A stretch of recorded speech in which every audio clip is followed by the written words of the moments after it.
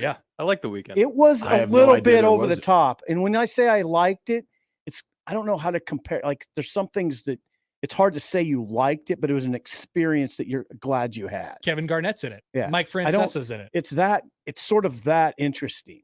It's hard to say it's good, like a good spaghetti dinner, but I'm glad I experienced it. You know, I know exactly what you're saying. Yeah, I don't know exactly that I liked it necessarily, but I'm glad it happened. Oh, for sure. What would be in a good spaghetti dinner? Just some good spaghetti. Oh, I mean, but I mean, you got very simple for me. Salad. Just the noodles? Are you like my kid? No, I like meatballs, and I never experienced a place in Indianapolis. Me and Baz went to an Italian place, and I'd never experienced this. You guys probably have, where it wasn't like you ordered your own. You had to order family style. Yeah, you had to order a big bowl. Yeah, and just eat it like you had kids. Yeah, that happens. Did you and Baz have the moment where you both got on the same strand of spaghetti? Oh, did you guys Lady in the Tramp? Like the Lady in the Tramp? No. Sad. Do you know that reference? No. You've never seen the Lady in the Tramp? You don't even have to have seen it to understand what that is. Like, no, I do. Yeah, I'm not cultured. I mean, you know that. I mean, you have seen this clip before. I have not. You've 100% seen it. I have 100% not seen it. I'm telling you. I'm calling it up right now. Okay, I'll tell you if I've seen it. Nick, I can see Nick's screen better. Can you? Okay. All I have to type in is Lady in the Tramp scene, and then it comes up. And it goes right to it. It's a cartoon? Yeah. Yeah, it's a Disney not movie. Seen it. It's a Disney. I can tell you I've not seen it. No. Yeah, the Lady in the Tramp. They go to here it is. They go to the Italian restaurant. See, watch. They're at the Italian restaurant. They're playing the beautiful romantic music, so on and so forth. And then, where's this? Oh, here it is. I'm sorry, I went too far. So they're eating the spaghetti, right? Out of the same bowl. They're playing the little ukulele. Oh, they're having a good time. And then she grabs an end and he grabs an end and they meet. You didn't? No, You've never seen that? No, I never. I can tell you. That's classic cinema. I've never seen the movie, and I've seen as good as it gets. Simple. I can tell you unequivocally, I've not seen it. So I was expecting a movie from the 50s with people. No, it's animated. It's a Disney movie about two dogs. So you and Baz didn't have that moment where you grabbed the same strand. And... No, it was a delightful meal, but we didn't lock the lips. So you went and you got a big bowl of spaghetti that you shared with Baz. Yeah, it was good. We got hammered too. I got hammered on margaritas. Margaritas with spaghetti. It was Big Ten Media Days. I think you can relate. Albert can relate. That next morning was it was tough, the next morning. It was the next morning. It was tough. It wasn't that tough for me because I'm You're tough, dude. You're tough. He's a dude. I believe we started. His liver is calloused. You and I were doing the morning show. Me and Happer. And I think we started a little late that morning. Now, some of it is, you can't get into the football stadium when they're not prepared for you. We're going in before the hours that they suggested. It was really hard to navigate. That was very difficult. It was very hard to navigate what's the place called? Lucas Oil Stadium. Yeah, I've not been to a Big Ten Media Day. It's a great place to have it. It was. Sure it is. I did like it. Plenty of room. You don't have to worry about it. Where are we going this year? I assume it's back at the same place. Is it? We're not going to Chicago? I guess I don't know. Have they announced it? Maybe not. I feel like they have. Well, let's look it up. Yeah, Google Big Ten Media Days. I think they want to be in Indy. I thought we were going to Chicago. Going back to Chicago? Going back to Chicago. That has its perks too. John, you got it? No, they just have the football schedule. All right. Maybe they haven't. Maybe they haven't said anything yet. They may not have. Oh, come on. It's because they've always had it at the same hotel there in Chicago, right? Well, they changed hotels. They've changed it up. They changed it. Okay. They've changed it up. Yeah. They've gone between two. All right. Yeah. The Fugitive Hotel and then the. Oh, that's right. They were at the Fugitive. That's right. The one I went to was at the Fugitive Hotel. I was very excited. That's a good one. We sat in the dark, cold basement for that one. Okay, that was. I didn't know that was the Fugitive Hotel. That's that from the late in this movie when his buddy is giving the speech. Where the fugitive, and then they're both eating spaghetti at the same time. And then I don't believe they locked. Yeah, how would I not know that? How would I not know that? I don't know. I just thought you were a big cinema guy. It's one of the most famous of all time. Finicky. I mean, I think the cinema is important, but there's a lot of bad. There's a lot of bad out there. Oof. Only good with Woody Harrelson and Casey Affleck. That's a good start to the list. Those are Sipple's guys. Sean Penn. Yep. Yeah. Which Sean Penn? He though? loves Casey Affleck, Yeah, which is such a Casey Affleck. weird I take. can't even think of a movie That's Casey specific. Affleck is I know. in. Well, I can help you with this. There was just a movie that had Casey Affleck. I always call it Place Beyond the Pines. It's not that. No, that movie is really good. It was though. Woody Harrelson and Casey Affleck. Oh wow, it's a dream movie. Hey, okay, now Happer, do it. Just type in Woody Harrelson, Casey Affleck Nick's movies. got it. Yeah. Did Out of the Furnace. So. Yes. Out of the Furnace. Okay. That movie When was you good. if you ask me that what was a not just that was like 10 years ago. yeah what a good movie is, I You would didn't tell- even. Christian Bale's in it and Willem Dafoe's in it. Yeah. You didn't even bring that I up. That's a good movie. should have brought up Christian Bale. That is an incredibly good movie. Forrest Whitaker, Zoe Saldana. Okay, and I will tell you if people are interested. Woody Harrelson plays one of the most roughest characters I've ever seen in that movie. He plays it very well. He can be a very scary character. And that's it. The start of that movie is very. I wouldn't watch it with your wives. It's tough to watch the start of that movie, but it's an incredibly well done movie, incredibly well, fascinating movie. Woody Harrelson and Casey Affleck in the same movie.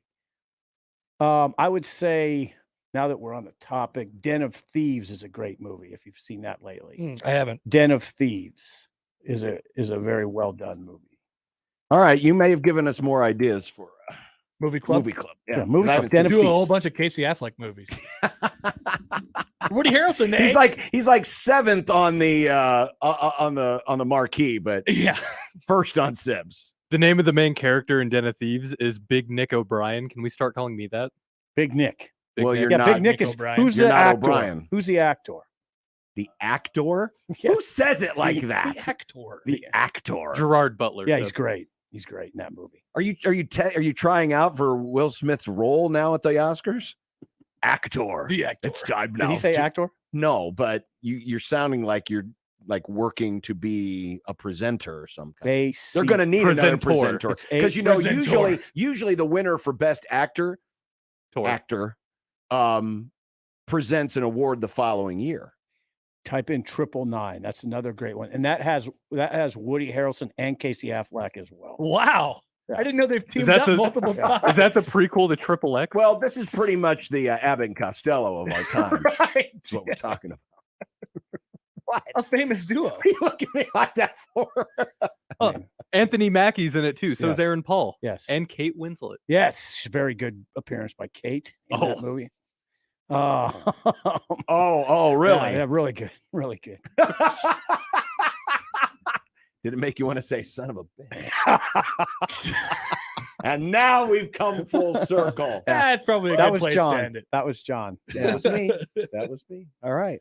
All right, good job, guys. That was a crossover. Gentlemen, good afternoon. Here, I thought we were going to go down the road of why spaghetti dinner's so good, and look at where it took us. Yeah. Happer. Now, what do you do all day? He hates it when I do this. Well, I have some things to. Well, you always ask. What'd you ask me on Saturday at the game? How was the drive?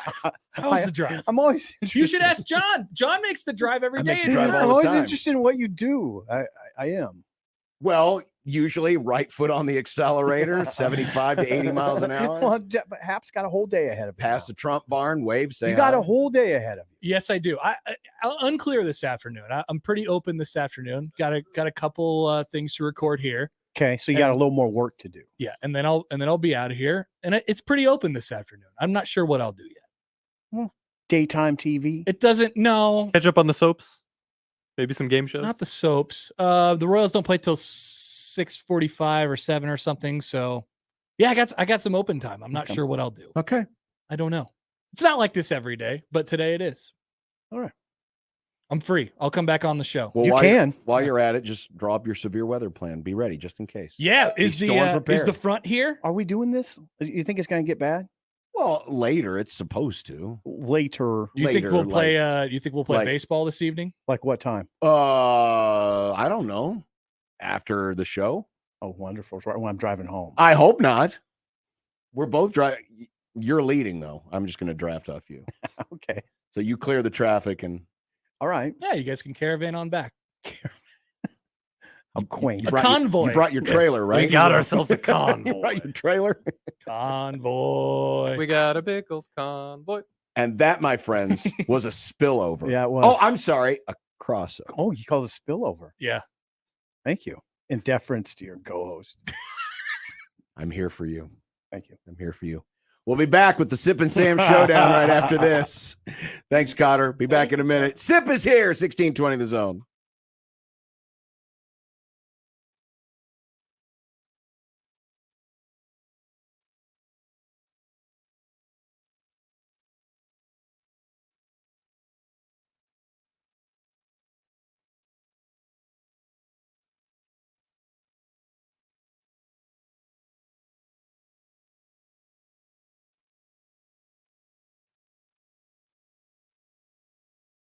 KETV News Watch 7. 1620 The Zone's Unsportsmanlike Conduct, brought to you by a great friend of the program, Union Bank and Trust. Lindley Clothing means business, or maybe casual business, or at-home business at this year's spring sale. Suits, sports coats, shirts, slacks, shoes, and more, all on sale. Have a tea time? How about a new shirt and golf slacks? The latest fashion trends for a new spring look are on sale now at Lindley Clothing's spring sale. Don't wait. Spring on in to Lindley Clothing for Lindley Clothing's annual spring sale going on now. Lindley Clothing at Linden Market, 132nd, just north of Dodge. Hey everyone, Josh Peterson here for my friends at Kugler Vision, the only place in our area to specialize in all 7 FDA-approved vision correction procedures. Find out which of those 7 you qualify for by visiting their website today, kuglervision.com. You don't like taxes, but you love when that rebate arrives in your account. Don't waste that cash on clothes that won't fit your style in a few months. Put your rebate towards a beautiful smile that never goes out of fashion with Bite. That's BYTE. Bite Invisible Teeth Aligners give you the straighter teeth you've always wanted for thousands less than traditional braces. Best tax rebate ever. Order your at-home impression kit for just $14.95 at byte.com today. Be confident. Be you with Bite. We all make choices about alcohol. Kids make choices whether to drink or not. Bye, Dad. Remember, I'm going to Alex's party tonight and sleeping over. Hey, remind me about that party again? And adults make choices whether to talk about it. That's true of parents and every other trusted adult in a kid's life. Kids want to know our expectations, and they want honest answers in everyday conversations. So talk with your kids and help lead them on a positive path. Sponsored by DHHS and aired in cooperation with the Nebraska Broadcasters Association and this station. Finding great candidates to hire can be like, well, trying to find a needle in a haystack. Sure, you can post your job to some job board, but then all you can do is hope the right person comes along, which is why you should try ZipRecruiter for free at ziprecruiter.com/radio. ZipRecruiter doesn't depend on candidates finding you. It finds them for you. Its powerful technology identifies people with the right experience and actively invites them to apply to your job. You get qualified candidates fast. So while other companies might deliver a lot of hay, ZipRecruiter finds you what you're looking for. The needle in the haystack. See why 4 out of 5 employers who post a job on ZipRecruiter get a quality candidate within the first day. ZipRecruiter, the smartest way to hire. And right now, you can try ZipRecruiter for free. That's right, free at ZipRecruiter.com/radio. That's ZipRecruiter.com/radio. ZipRecruiter.com/radio. This edition of Unsportsmanlike Conduct on 1620 The Zone is proudly presented by Union Bank and Trust. The program starts now. KOZN. Unsportsmanlike Conduct on 1620 The Zone. Husker Athletics, Creighton, and yes, UNO. Don't miss a moment, they'll give you your fix. They're on every day from 2 until 6. Spend your afternoons with John, Josh, and Nick.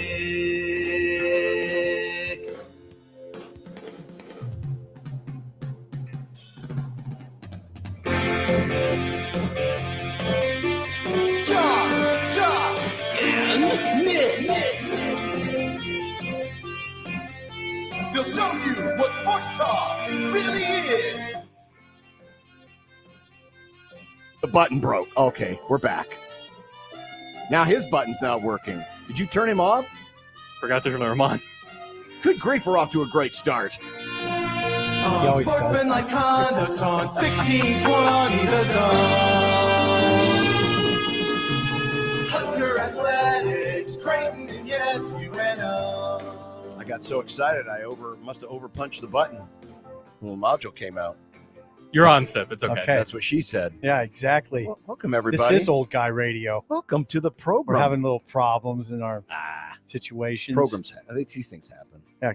Good afternoon. Good afternoon, Mr. Sipple. It's good to be with you, John. It's and good Nick. to be you. Good, Oh. good to be you. Thank you for including me, Sip. Very big part of this show. Well, he's employee of the month. He is, and he signs the checks. He doesn't necessarily sign I it. was gonna say, I never physically He signed just- anything. He just makes sure that I'm the paid. process begins that you get Yeah, them. and that's very important to me. It's very important that Sip gets paid. Otherwise, he's not going to do this anymore. Right. So this is fun. We have a whole afternoon ahead of us. Of old people talk. It doesn't have to be old people talk. Well, I mean, they're going to be, you know how the youngs Remember are. the 1976 Huskers? Yeah, it was way better times, Nick. They were, even though Osborne almost lost his job after that year. People forget that. That's true. See? That was the year, right? That was the first year. Yeah. Oh. Did he 'Cause almost where the regent or one of the regents came down and said, "Man, it's a good thing you won this bowl game." On the or- plane. Was it on the plane or in the Yes. locker room? It was on the plane. I thought it was on the plane home. It was sometime after they beat Texas Tech in the Blue Bonnet Bowl. He said the Astro Blue Bonnet Bowl, where the regent said it was a good thing you won this game because they probably would have removed you. I've always wondered, though, if they would have done that, Mhm. wouldn't they have had to go through Devaney? Devaney wouldn't have approved that. He was still the athletic director. That's the whole part of the story that was just like, now wait a minute. If the regents would have tried to force him out, would that have meant Bob Devaney leaves too? Because Devaney wasn't going to fire him. There's a conversation that maybe could be relived in the off season with Tom. Tom's living. I know. Sadly, Bob is not. I wonder, Tom. I should ask him. I have always wondered that. Yeah, I think because that was a moment that Tom referred back to many times throughout his career. I think the statute of limitations on sensitivity would be gone at this point. Sure it would. I mean, you could literally say to Tom, "Hey, when they were thinking about firing you after the Astro Blue Bonnet Bowl, was Bob okay with that?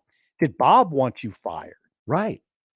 Because I was only under the impression that that Devaney was fine. I like you, John.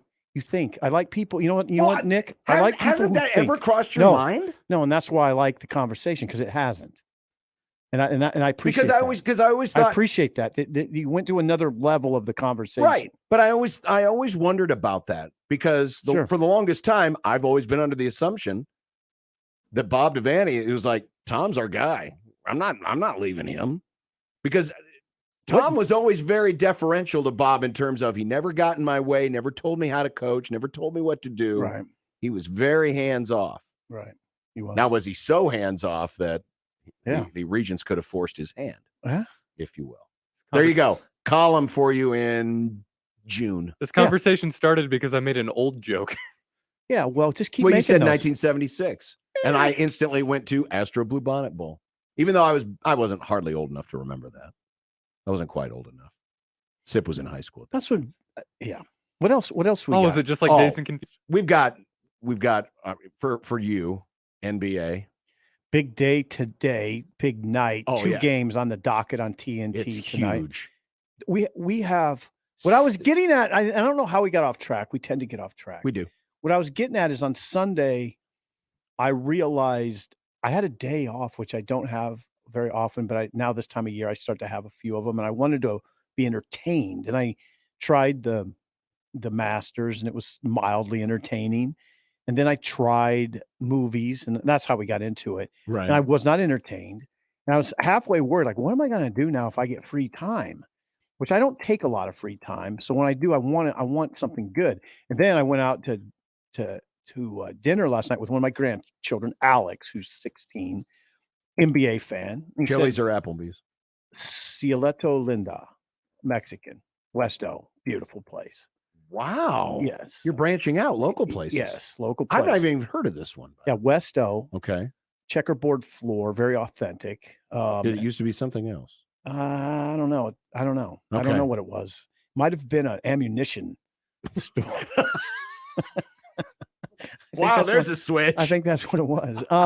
But anyway, he said, look, the next 2 months are going to be wonderful. NBA playoffs starting tomorrow, lasting through the first week of June or beyond. Mm-hmm. So yeah, I'm thrilled. So now tonight, you're set. Tonight is the Brooklyn Nets and Cleveland Cavaliers, followed by Minneapolis and the LA Clippers. That would be Minnesota to you. Okay, Minnesota Timberwolves. Yeah. Why do I call them Minneapolis? I don't know. Because all that's the where Minnesota sports teams are called Minnesota. That's where they play.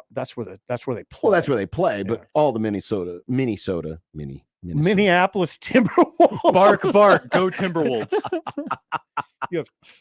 So yeah, we'll have a little of that, some NIL conversation. Okay. Because baseball. Because we have We baseball. should have baseball because you are a Creighton expert, and I know a lot about Nebraska. And we'll dive into that. Brunsey will join us. Mike Farron's going to be pushed back today to 4:45. Talk some Major League Baseball, including a local kid in the news from last night, and Marty Cordero, the president of your Omaha Storm Chasers. It's opening night. Oh wow, that is big. Seriously, opening night for the Storm Chasers. Big. Hopefully, we're watching the Storm Chasers, not waiting to hear from the Storm Chasers. If you get my drift, I do get your drift. Good. And hopefully we're not having to go against the stream of the Storm Chasers as we're driving home tonight. Right. I've done that a few times. Oh, it's not fun. 402-951-1620. John at 1620thezone.com. Josh at 1620thezone.com. But don't email Josh. It's not going to help you. Actually, Josh. maybe we should. You think he'll still get the emails, He'll right? get them, but he won't respond to them. Yeah, God but he'll only- get them. God only knows what state of mind he's in right now. How much can we make Josh's phone just ding, ding, ding, ding, ding, ding? Oh, there's an I'm not saying we should. I'm John, just saying there's an It's idea. actually not a John, bad there's idea. an idea. It's actually not a bad idea. You know what? Would you like to see the Huskers win? You know, hit up Josh in the deal, and we'll be there.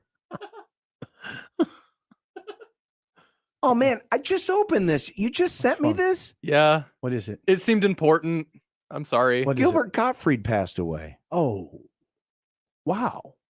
I did not know he was sick. I didn't either. What was his ailment? It didn't say. It says, we are heartbroken to announce the passing of our beloved Gilbert Gottfried after a long illness.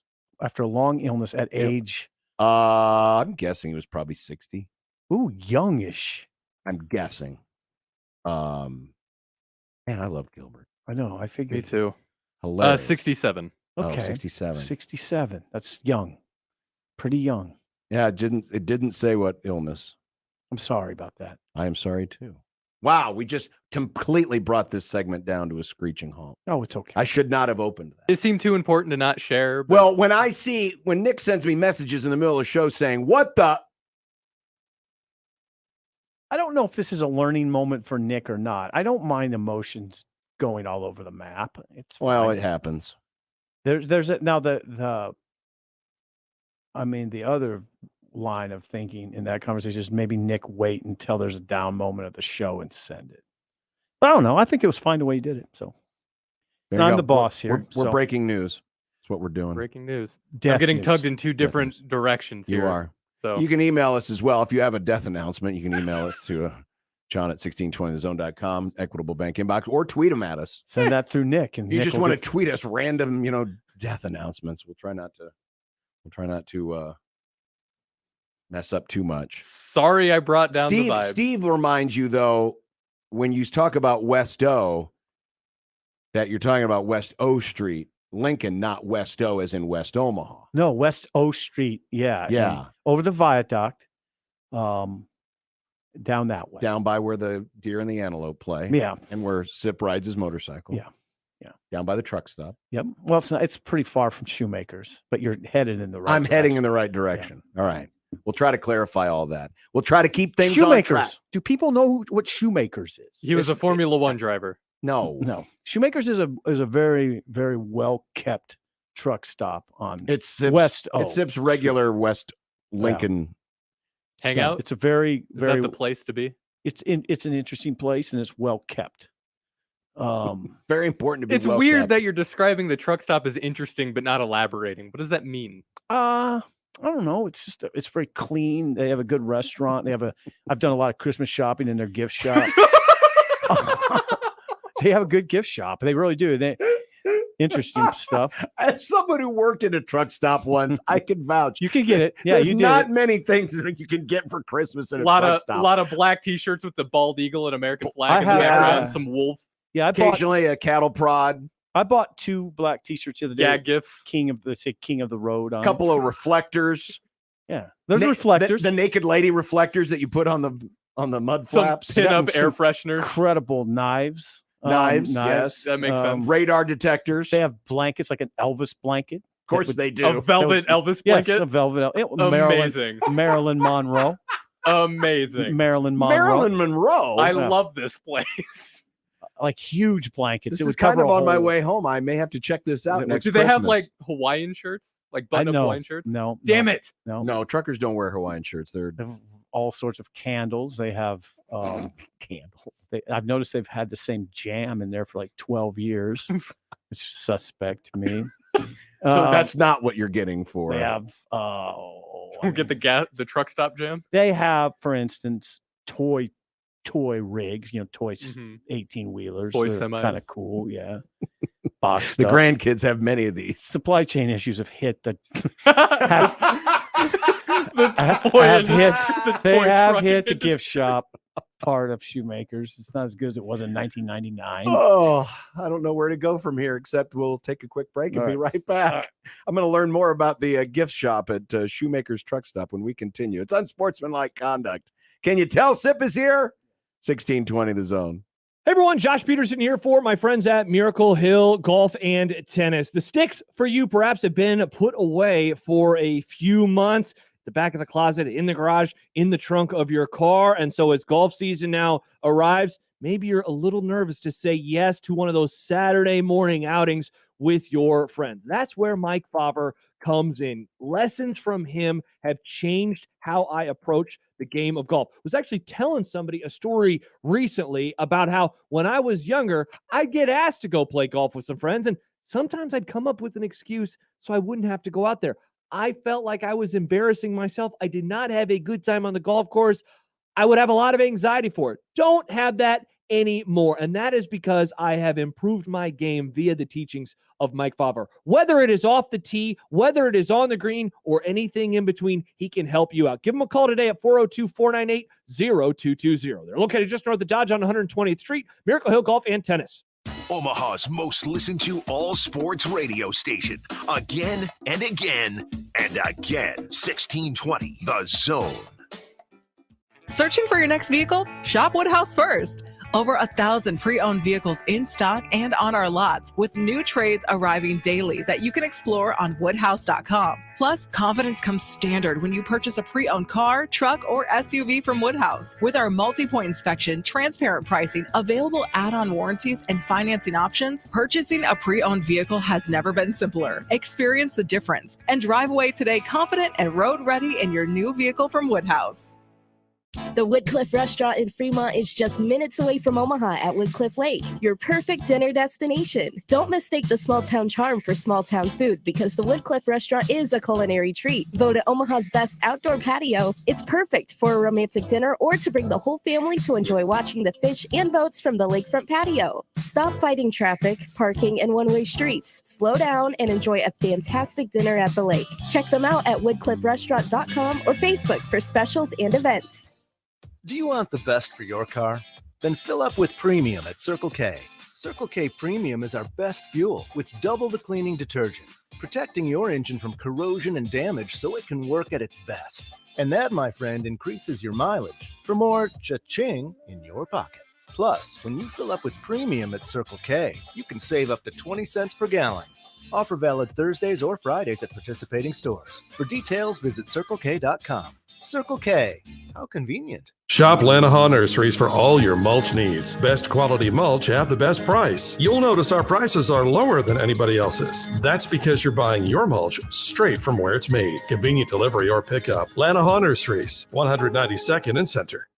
At Union Bank, people don't have your money. Your money has people. First home people, investment people, people who answer the phone and your chats. Dream car people, dream retirement people, driving your dream car in your dream retirement people. Small business people, credit card people, and all the other people you need. At Union Bank, our people help you do more than you dreamed possible. So stop in and say hello. We can't wait to see you. Union Bank and Trust.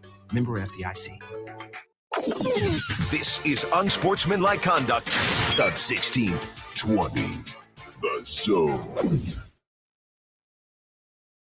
Welcome back, 1620 The Zone, 1620thezone.com, and the video streaming, which, by the way, pretty soon you're going to be able to just go straight to 1620thezone.com and catch the video stream. It's going to be very convenient. Very clean. Very clean, very convenient.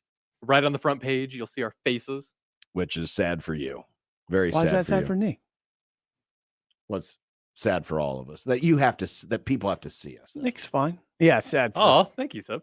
Yeah, this conversation does go along with something that eats at me. What's that?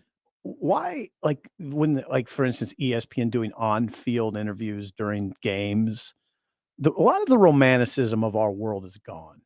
Why do people need to see us? One thing I liked about radio growing up was you couldn't see the person, so you could imagine what it all looked like. Right.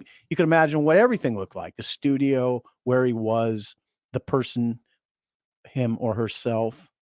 And now everything's got we got to have cameras and in-game interviews. And Mickey Mantle, what Ty Cobb had said if we're going to interview you during the game. What? Probably some things that would not go over well today.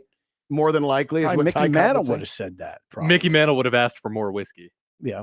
Mickey might have been. Yeah, he would have been 3 sheets to the wind, What and would- still, went 2 for 4 with 3 RBIs. What would Pete Rose have said? What's the score of the Royals at the A's game?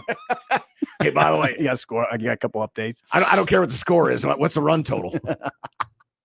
Anyway, well, now that sounded like old man radio. Now, right there. Yeah, but have you seen that on ESPN's Major League Baseball coverage? They're interviewing players in the field. That's why. So that's what you were that's what I'm referring to. Okay, yeah. So you saw this. I heard about it. Yeah. Yeah. It was actually rather fascinating, and I wish And then there was a ball hit, and the outfielder had to go get it. Well, as he was being interviewed. It's interesting you mentioned that because I believe I have that. Yeah. Okay. So we're gonna get the it's got to upload here for a second. So Kike Hernandez playing for Boston. Okay. Yankees were on offense, so Kike was in the field. Anthony Rizzo was at the plate. And they've got him mic'd up. We talked about this last week with Joey Votto of the Reds. He was mic'd up while he was playing first base. And, people were wowing about this. So here is Kike. He's out there in center field. And Anthony Rizzo's at the... I'm going to try... Well, depending on how hard it's hit. If it's hit hard, he's probably not going to go home. But I don't want Rizzo to advance to second base on a hit. So I got to keep the ball down, I guess. Oh, here it is. But no.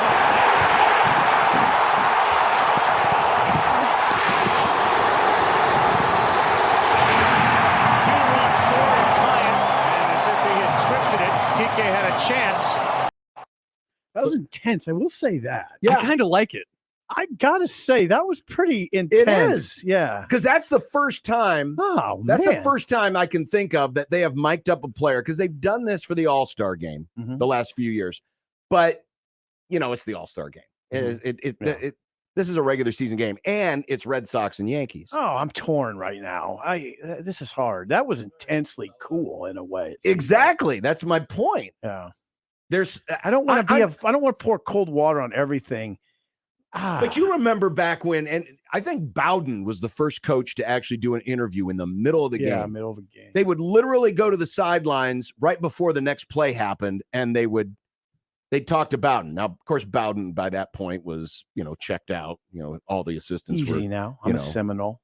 I know, but at the end of his career, yeah, he was letting Jimbo call the offense, and Mickey.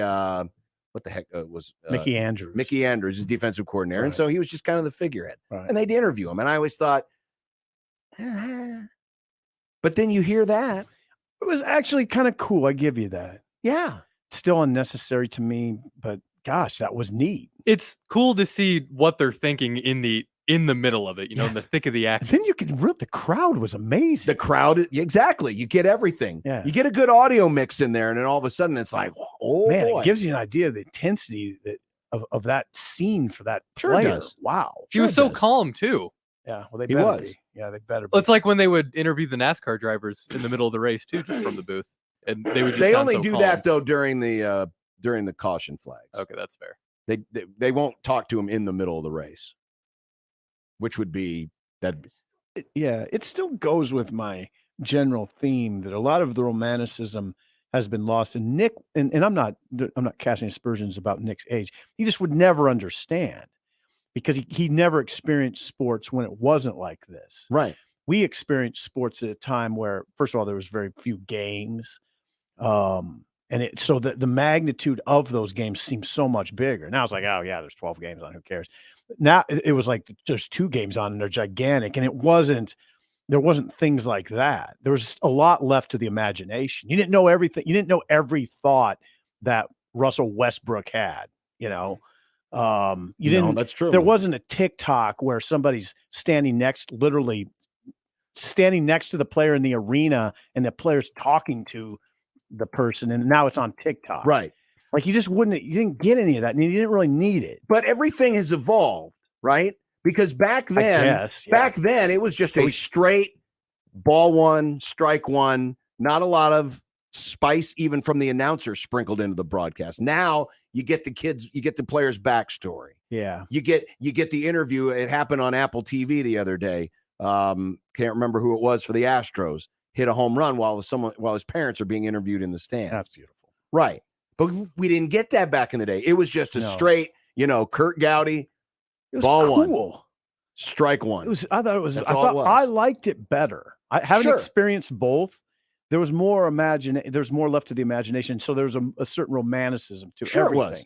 But it was a different time too, in that we kind of created our own. I mean, this is back when we would take our toys outside and pretend that we were in another universe. Yeah. Now you play video games or whatever kids do. I mean, my kids, that's what they did. Yeah. And it's the video different. games are more realistic than life itself. Oh, absolutely. Kids still play with toys. My little brother still plays with my old Hot Wheels. So is he 22? But now it's got an earpiece in it, and he mics up the Hot Wheel. I like that though. He plays with Hot Wheels. Yeah, I gave him all my old Hot Wheels. All right, that's cool. All right. Here's Dan. Hi, Dan. Thanks for waiting. You're in the zone. Hey, thank you. Hey, Sipple, thank you for kind of explaining your position a little bit more.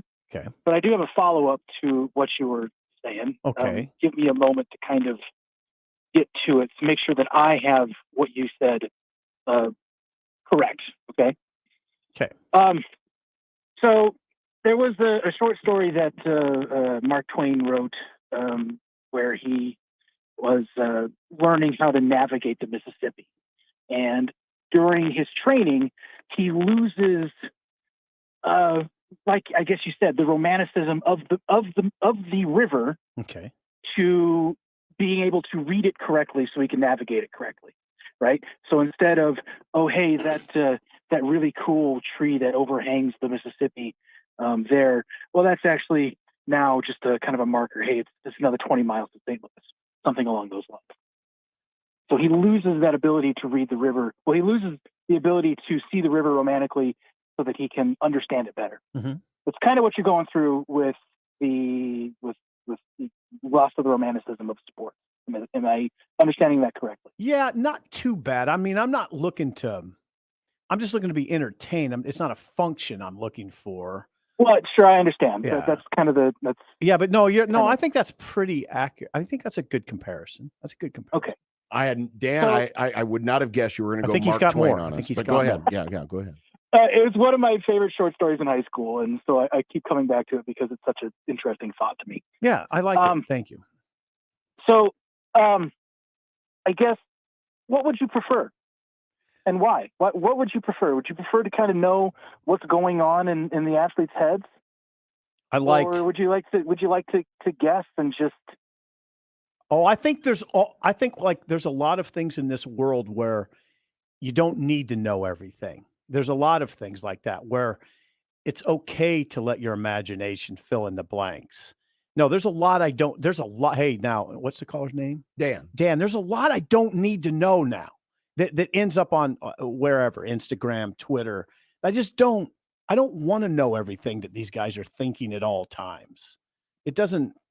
Some of it's just because it seems like, I can't say the word right. Superfluous. Yeah, superfluous. It does. It's unnecessary information to you. Yeah, a lot of just background noise is not necessary. And then in all of that being disseminated, sometimes I think a lot of the romanticism just gets lost. I mean, I know, Dan, this is a total old guy take, but I liked it when go ahead. I like the ability to know the decisions that the players make on the field. I'd like to know why those decisions were made. I'm not talking much about Instagram or Twitter or much about that, because most of that is business and I could give two flips about that. But you can learn that back in the day. It just take 24 hours till the newspaper the next day. And now we know what he's talking about. Dan, appreciate the call. Yes, good call. You preferred that kind of stuff to come out in the postscript.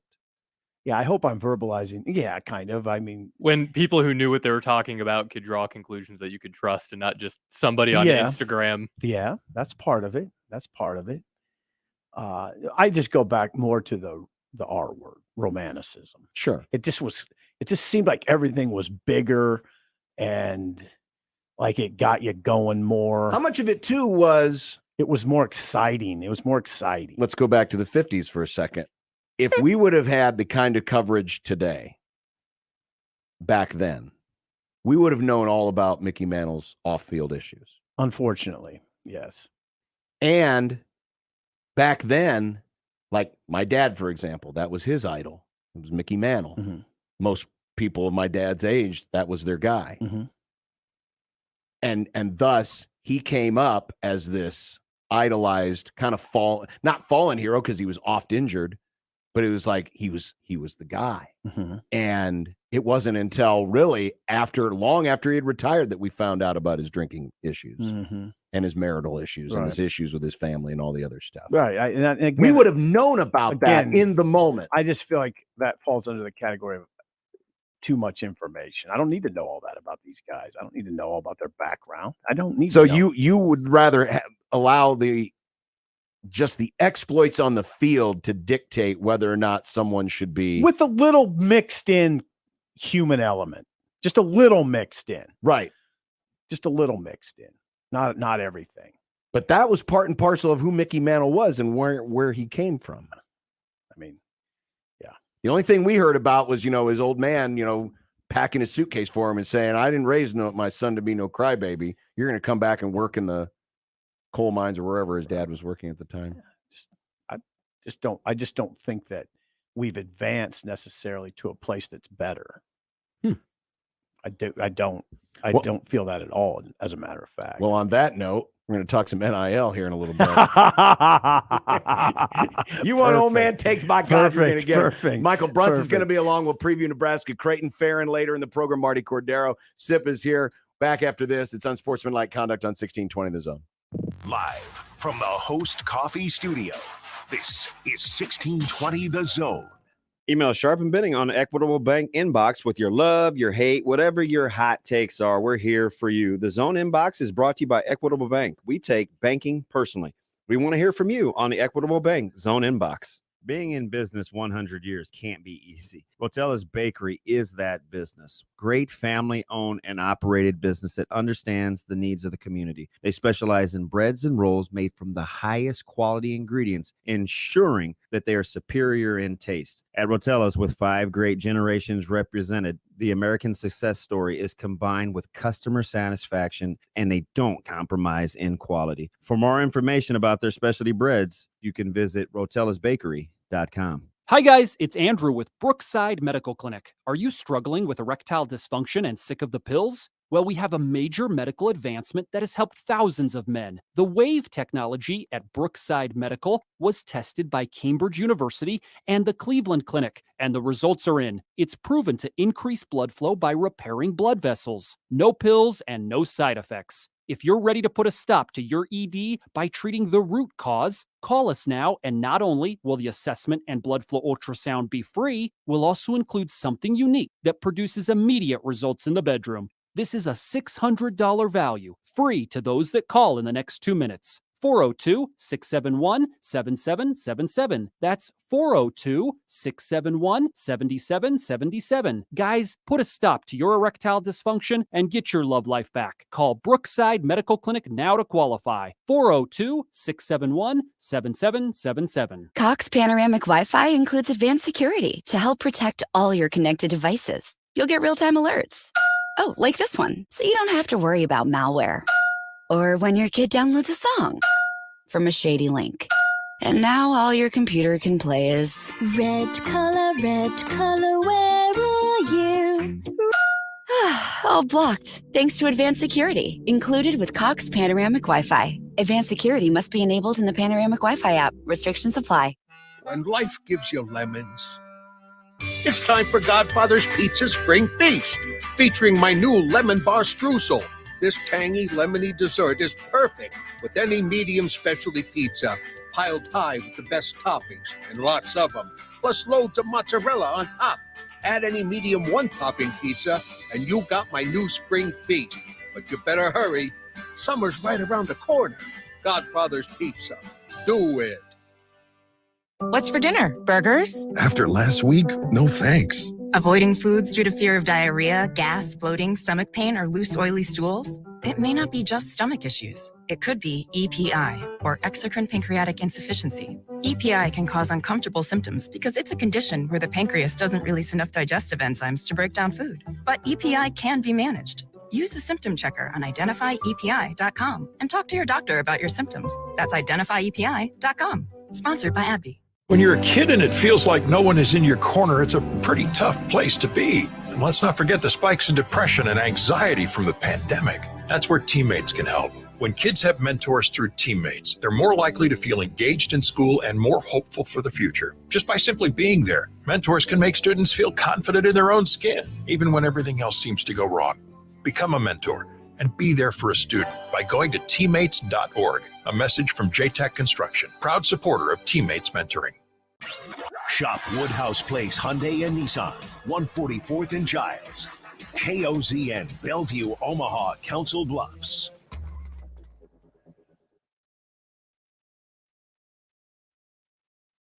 Welcome back. John Bishop, Steve Sipple with you, and Nick behind the board. I'm sorry.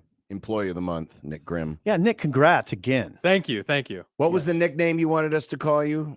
David, our boss, started calling me Postmaster General, and I kind of liked it. It's cool. Okay, Postmaster General. It doesn't make any sense, It but doesn't. sure. It doesn't. That works just fine. I like it. Sounds cool.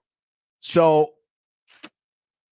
today on the website on3.com, Arch Manning, okay, the third generation of Manning, who is going to be a star quarterback in the NFL, the top-ranked recruit from New Orleans. According to On3, they do an NIL valuation ranking. Would you like to guess what his NIL value is right now? It's got to be 7 figures. 2.1 million. So I wonder what that is. Good news for Dylan Raiola. Yes, actually it would be, because you wouldn't. Now, theoretically, because there's only 2 other high school athletes in this year's class, 2023, with NIL valuation surpassing 2 million, according to On3, Mikey Williams and Bronny James, of course, Bronny James, son of LeBron. So having the last name probably helps. Not that there's value to the last name Raiola, at least around these parts, but it's not Manning. It's not LeBron James. Not quite, right. But you're right.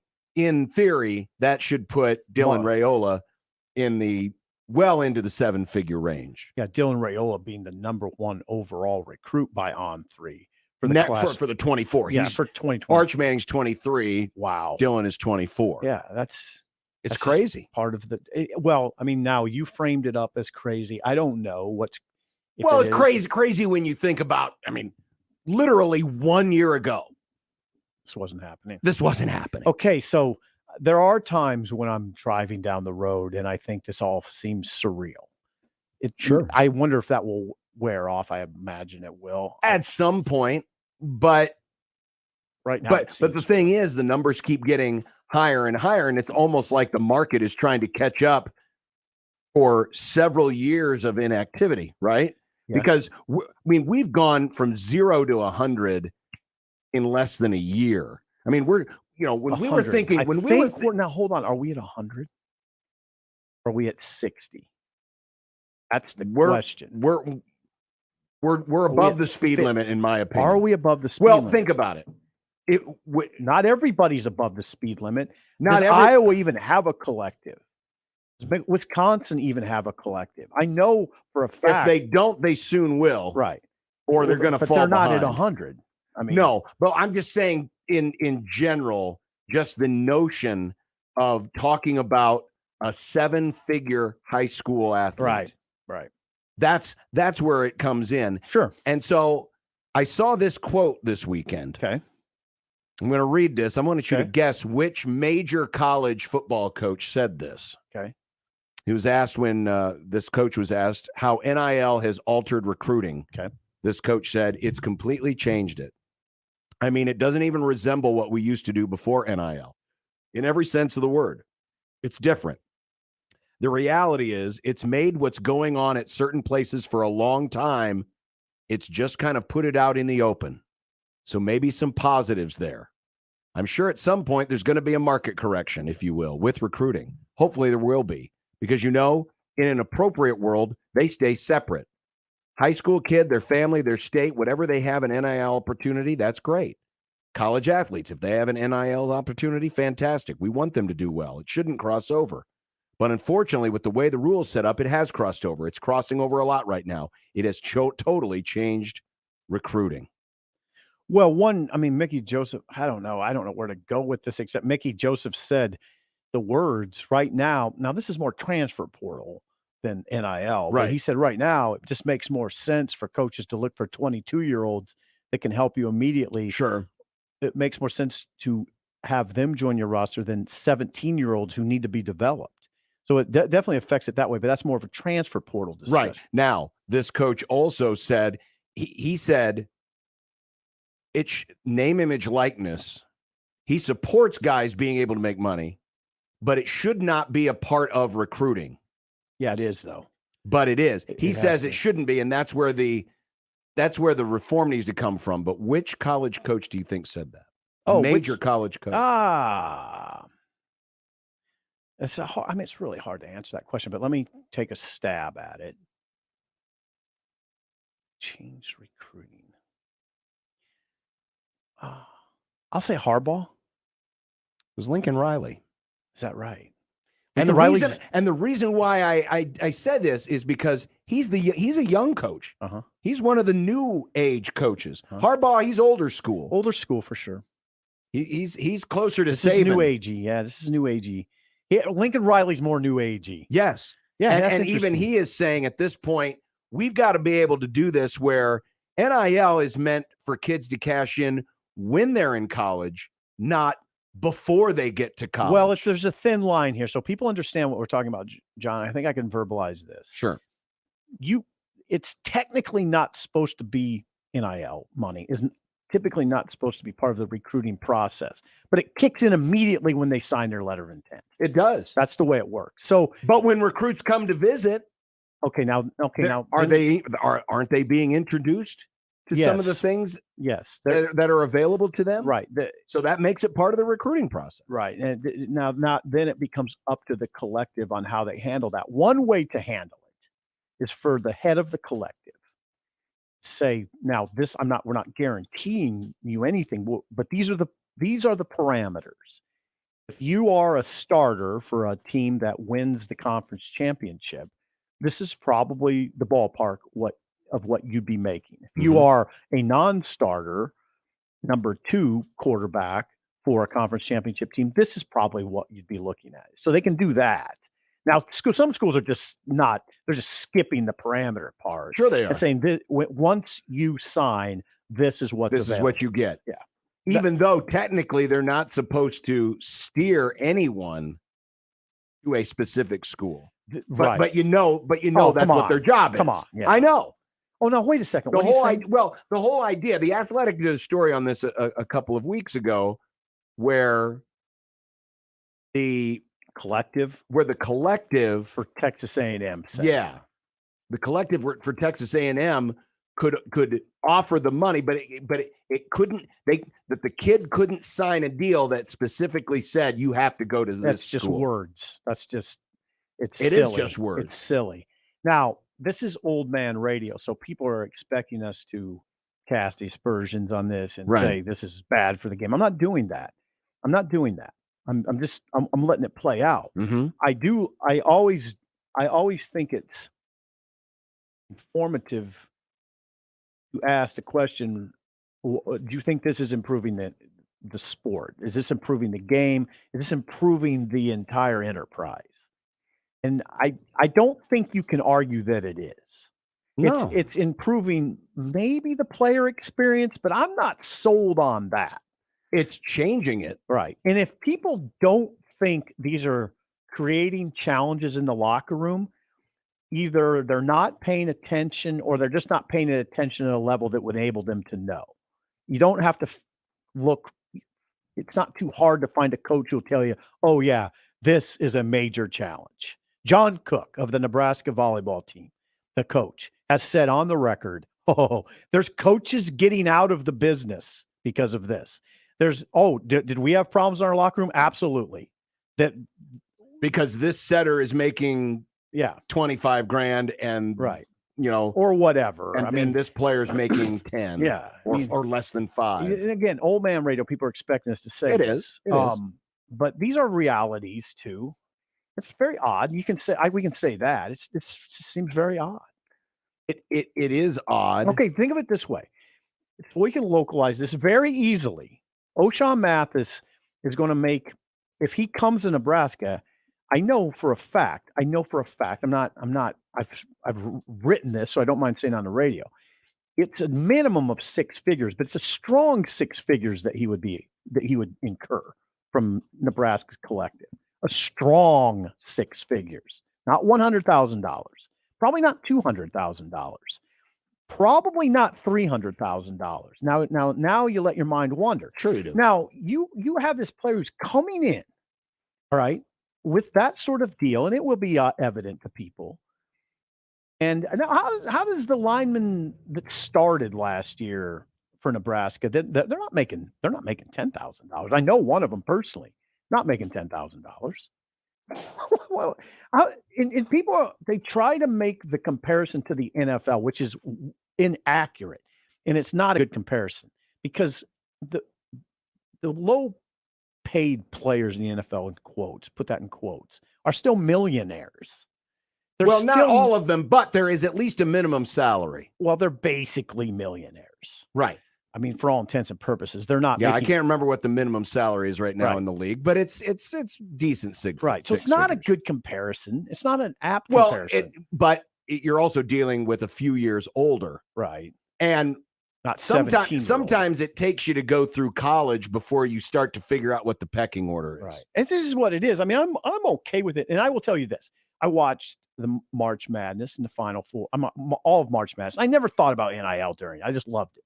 I just thought Creighton tie game with Kansas with a minute to go. I wasn't thinking, I wonder what this NIL situation is with these teams. Sure. I wasn't thinking Nobody of that. is. Yeah. Nobody is. So I don't think I'm consumed by this. I'm not consumed by it. I watch the games. Now, this time of year, we start talking about it more, though, right? Because it's the absence of games. But you also start to see... And it's the transfer portals in our face The now. transfer portal's right there. Nebraska's in on some players. Yep. Other schools are in on players. And how you get them. Right. And how do you fill out these recruiting classes? Mm-hmm. Well, it's going to come down to how well your collective is. Yeah. It's going to come down to what you can offer. Uh-huh. And I think, Sip, how you described it on our show a few months ago, the fact that it's basically money laundering is what it is. Yeah, that's what it is. It's taken what used to be the stuff under the table and it's brought it right out into the open. Right. Through various means. It's taken something that before was handed off Mm-hmm. The government had no idea what was going on. Mm-hmm. Now the government does. It's a tax write-off. Oh, yeah, I'm not sure about that. Be careful with that. In some cases it is, and I don't think in some cases it's Well, not. but if you donate to Nebraska's Collective, you can write it off on your taxes. Nebraska's Collective is very organized.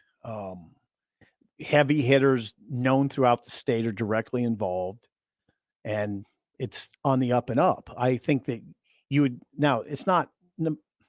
I think Nebraska right now has an advantage over 80%, 90% of the country, but it's not going to last forever. It's kind of like when it's kind of like when Nebraska had an advantage in their weight room. Teams figured it out. It took longer for people to catch up to that. Right.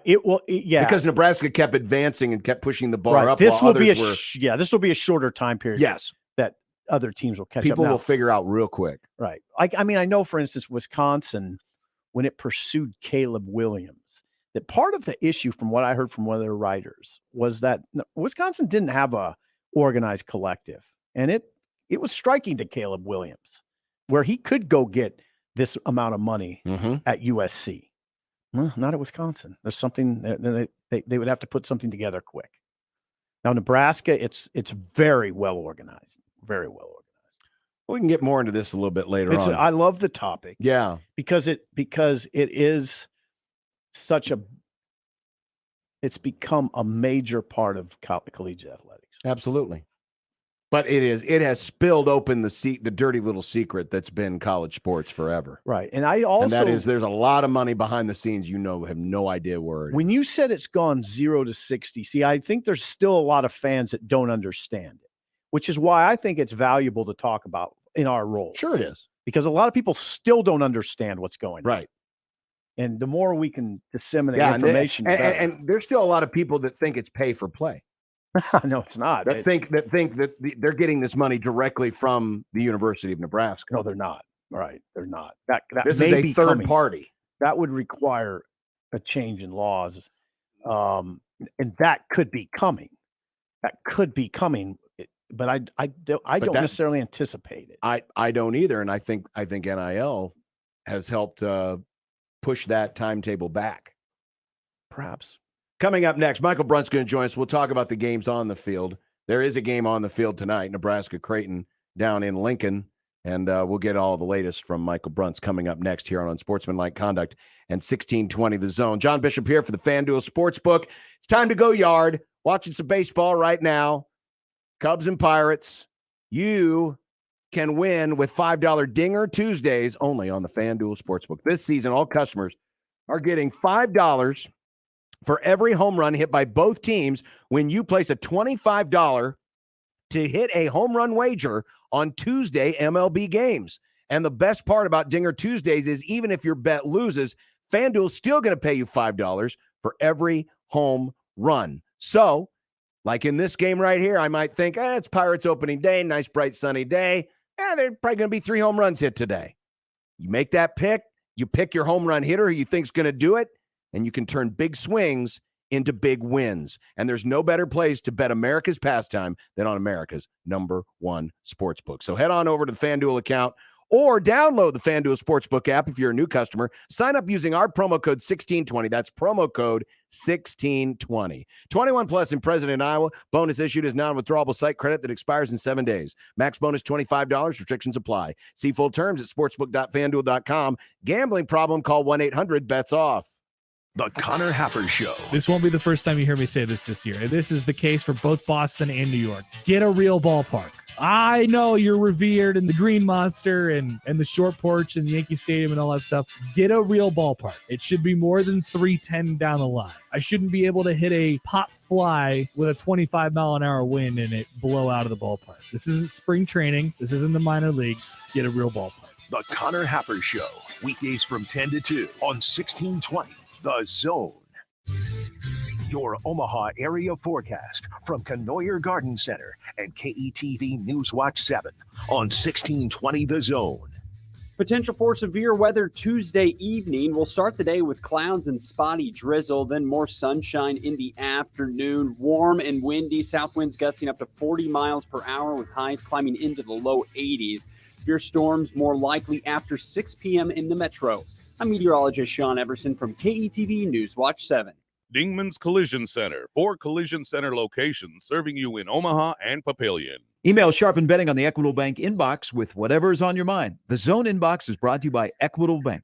We take banking personally. You can get me at Gary at 1620thezone.com. We want to hear from you on the Equitable Bank Zone inbox. From sports medicine to spine, bone, and joint problems, Nebraska Medicine is your home for the region's most comprehensive orthopedic care. Our specialists have the unmatched expertise to diagnose and treat common and complex problems, with surgery being a last resort. With multiple locations, our leading care is miles ahead, yet close to home. For orthopedic advances, this is where you begin. Visit nebraskamed.com/ortho. Home is with you wherever that may be. 1620 The Zone, live and local, broadcasting 6A to 6P in the Host Coffee Zone studio. Host Coffee, building healthy and happy break room refreshment services to Omaha and Lincoln metro area businesses. Discover a better break room solution for your office at sales@hostcoffee.net. Hey guys, spring is here and the honeydew list has begun. If you're getting ready to clean up your yard, Lanahaw is your one-stop for all landscape needs. Buy your mulch at Lanahaw Nurseries. Best quality at the best price. Convenient delivery or pickup. Lanahaw Nurseries, 192nd and Center. That's the sound of one of my favorite customers ever. His name's Jeremy. His dad Frank called me when it was time to replace their drafty old windows and to take advantage of our limited time sale. As a dedicated Pella advisor, I make getting new windows and doors simple. And when it comes to installation, nobody does it like Pella. Our local team can typically install in just a day. For 0% APR or $500 off your project, go to PellaOmaha.com/radio. Certain restrictions apply. See store for details. Offer ends April 30th.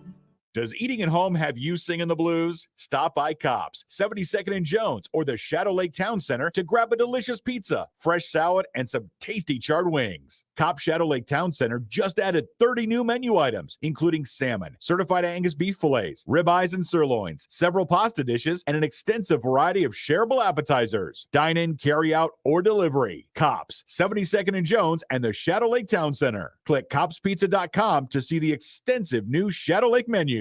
Anywhere fans go to cheer on their team, there are behind-the-scenes MVPs, ensuring everything is game day ready. We see you, Joe, fixing seats so every fan can enjoy every game. And Allie, who keeps her stadium running smoothly from the moment the first game starts to the last play of the season.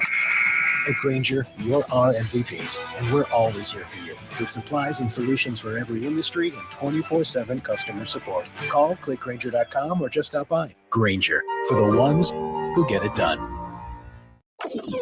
This is unsportsmanlike conduct. The villagers are ready to come with the pitchforks and the torches. It's coming real quick. The 1620 The Zone.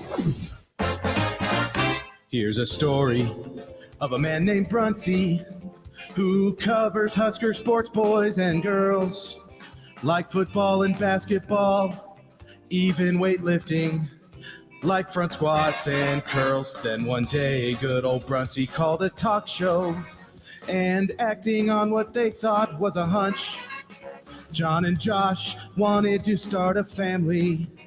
And now we get to talk to Michael Brunts. It's Michael Brunts. Michael Brunts. Now we get to talk to Michael Brunts.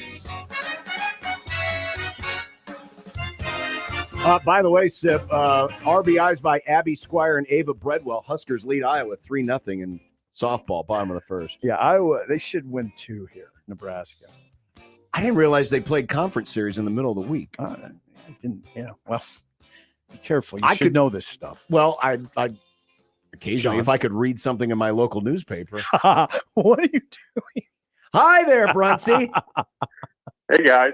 How you doing? Not bad. Has anybody hit a softball to Soresco yet in that wing? That's where it would be. That's where it would head, isn't it? Isn't it coming out of? Oh, that's true. Yeah, okay, I'm turned around. That's right. The wind is coming out of the south. So yes, it would be north to Soresco. Yes, I was thinking the baseball field, which is pointed in the other direction. It's like straight out, I think, today. Yeah. So that should be fun for whoever's covering that. Well, if anything, that might help keep our pitchers number down tonight if the wind continues to blow like this. I was thinking. I don't know. Well, okay, here's my thought. Now, this is Sip. You're probably not familiar with this, but don't do that. I'm familiar with everything. Well, Brunson and I, every time Nebraska plays Creighton, we try to set the line for the number of pitchers that will be used tonight. Yeah, I know they use a lot of pitchers in this series. But you don't know about us setting the line. Oh, I didn't know that. No. Now, you won because you took the under. It was what I set it at, 12.5? Oh, God. Or was it 11.5? Oh, God. Your number was pretty good. I think it was just we ran into a couple of guys actually getting them out. Right. So that worked in my favor. So we had 9 pitchers used in the last game between these two teams. Now, here's the deal. Here's what's complicating matters. One, the forecast. We don't know if we're going to get in all 9 innings tonight. Number 2, both these teams have weird schedules. Nebraska's going to have 4 games starting Thursday. Creighton's got to fly to St. John's, and they'll play Thursday, then take Friday off, and then play 2 games Saturday, and then come back home for 2 games against nationally ranked Arizona. So it's a weird schedule. Real weird. So I'm thinking I originally was going to say 9, but I don't know if we're going to get this game in tonight. Take it down to 8. You want to say 8? Yeah. Well, Nebraska's hurting for arms, right, Michael?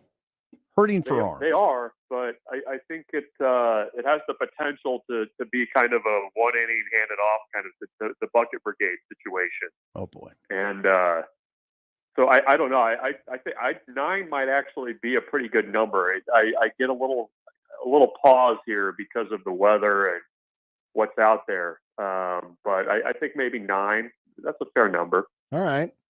That way we give ourselves an opportunity for a push. This would be Nebraska's. Yeah. Would this be Nebraska's biggest win of the year at this point? Yeah, I mean, in terms of RPI, RPI, and pretty much every metric. Yeah, I mean, it would be a big one. And frankly, for what it kind of means to where they are in the season too. I mean, you're at the midpoint right now, and coming off of just getting spanked by Rutgers, who I think is actually a pretty good team. You need to stop the bleeding a little bit, and you have a chance to do that with Creighton, and then BYU for 4 games, and they just lost their head coach who quit for personal reasons. So it's going to be a unique week. But yeah, I mean, this would be a real important one for them if they could get it. They need something good to happen. Do we know anything more about the nature of Jackson Jelkin's dismissal, or I don't know if he was dismissed or he just left the team, but do we know any more about this, and did it have something to do with playing time? No, I think it was precipitated by the coaching staff, I think would be the best way to put it. Okay. But I think I don't actually know that Will's addressed it yet. I was covering football this weekend, so didn't get a chance to get over there and ask him. But yeah, I mean, between him, Cody Frank being limited, you're missing. You're not going to get Colby Gomez on the mound for a while, probably. There's just a lot in flux right now in that pitching staff, and you're having to rely on a lot of young guys that at the start of the season we're hoping you could bring along slowly, and all of a sudden you're having to throw them in against Rutgers and conference foes and places that you really wouldn't have wanted to. So they're in a tough spot. I mean, there's no doubt about that. I mean, after that Friday game against Rutgers, I mean, aside from guys that were scheduled to start, they only had 4 guys available to throw who had pitched in a Big Ten game this year. So that just kind of tells you how limited they've been, and hopefully they can get Frank back this weekend. But that's a tough place to be as a coaching staff when you're just running out of arms. Let's do the old level of concern question here. Level of concern that Nebraska fans should have that Nebraska would fail to qualify for the conference tournament that they host. Well, that's a big concern, and not just fans. I'm sure that the folks in Omaha would have a little bit of concern there too, with what that would mean. But I don't know. I mean, just kind of looking around the conference right now and kind of seeing what's there. I don't know that there's necessarily maybe as deep a talent in the league this year as maybe what there has been in the past. Maybe it's a little early to say that definitively, but I think that there's going to be an opportunity for Nebraska to get some wins there. It's as bad as Ohio State looked against Nebraska, and they looked really, really bad.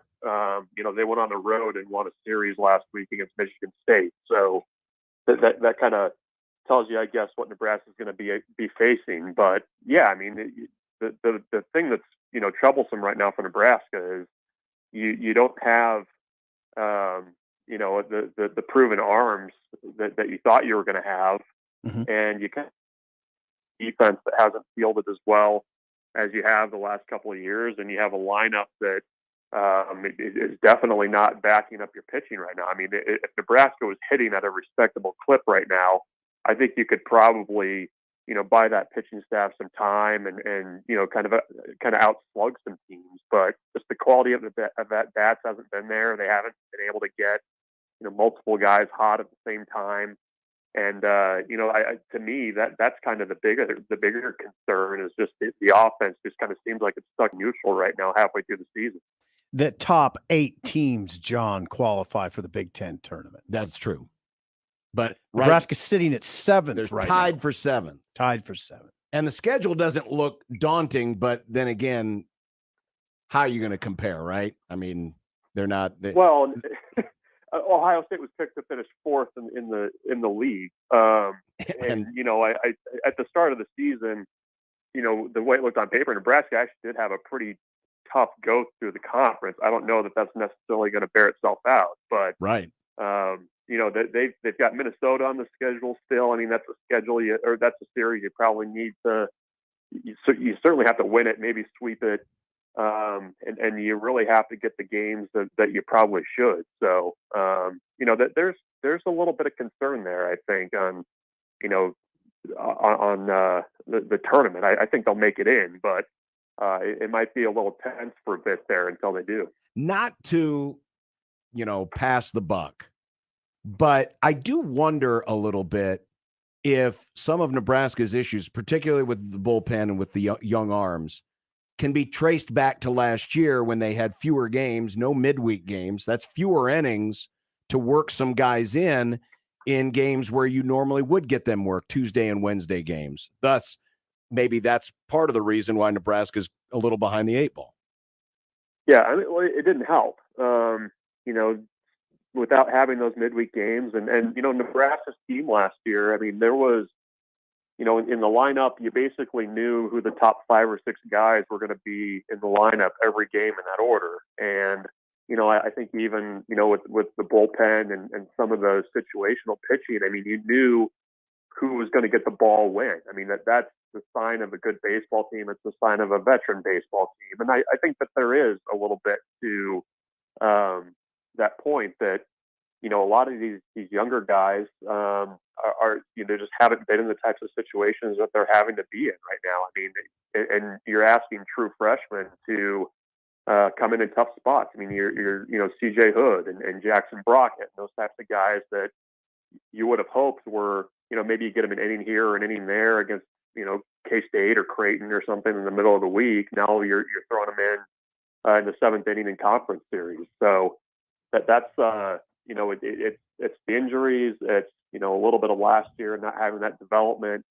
It's kind of a lot of things right now. And none of them are, really positives for Nebraska right now in terms of development and, having those results on the field right now. It doesn't sound like this is a case where, they just need a spark and they could get on a roll. It looks, correct me if I'm wrong, Michael, from my vantage point, it looks a little more dire than that.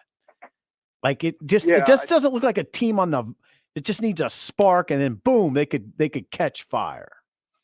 Well, you would have hoped that sweeping Ohio State the way that they did, right, would have would have resulted in something. And then you come home and just don't play particularly well against Omaha, and then you have the series that you did against Rutgers. I think maybe offensively that's one area where I think you could possibly say that if the at-bats get a little bit better, they get Max Anderson going. I mean, he seemed like a guy that was kind of ready to break out over the last week or so, and it just never happened. So, I think they've been close at times, but This is a team that hasn't really had a lot of good things happen for them. And when you asked if this would be their biggest win tonight, I mean, I think it would be an important one for confidence and kind of changing the trajectory of the way the last couple of weeks have gone, where it's been a lot of injury news, a lot of losses, and that the types of losses too, where it's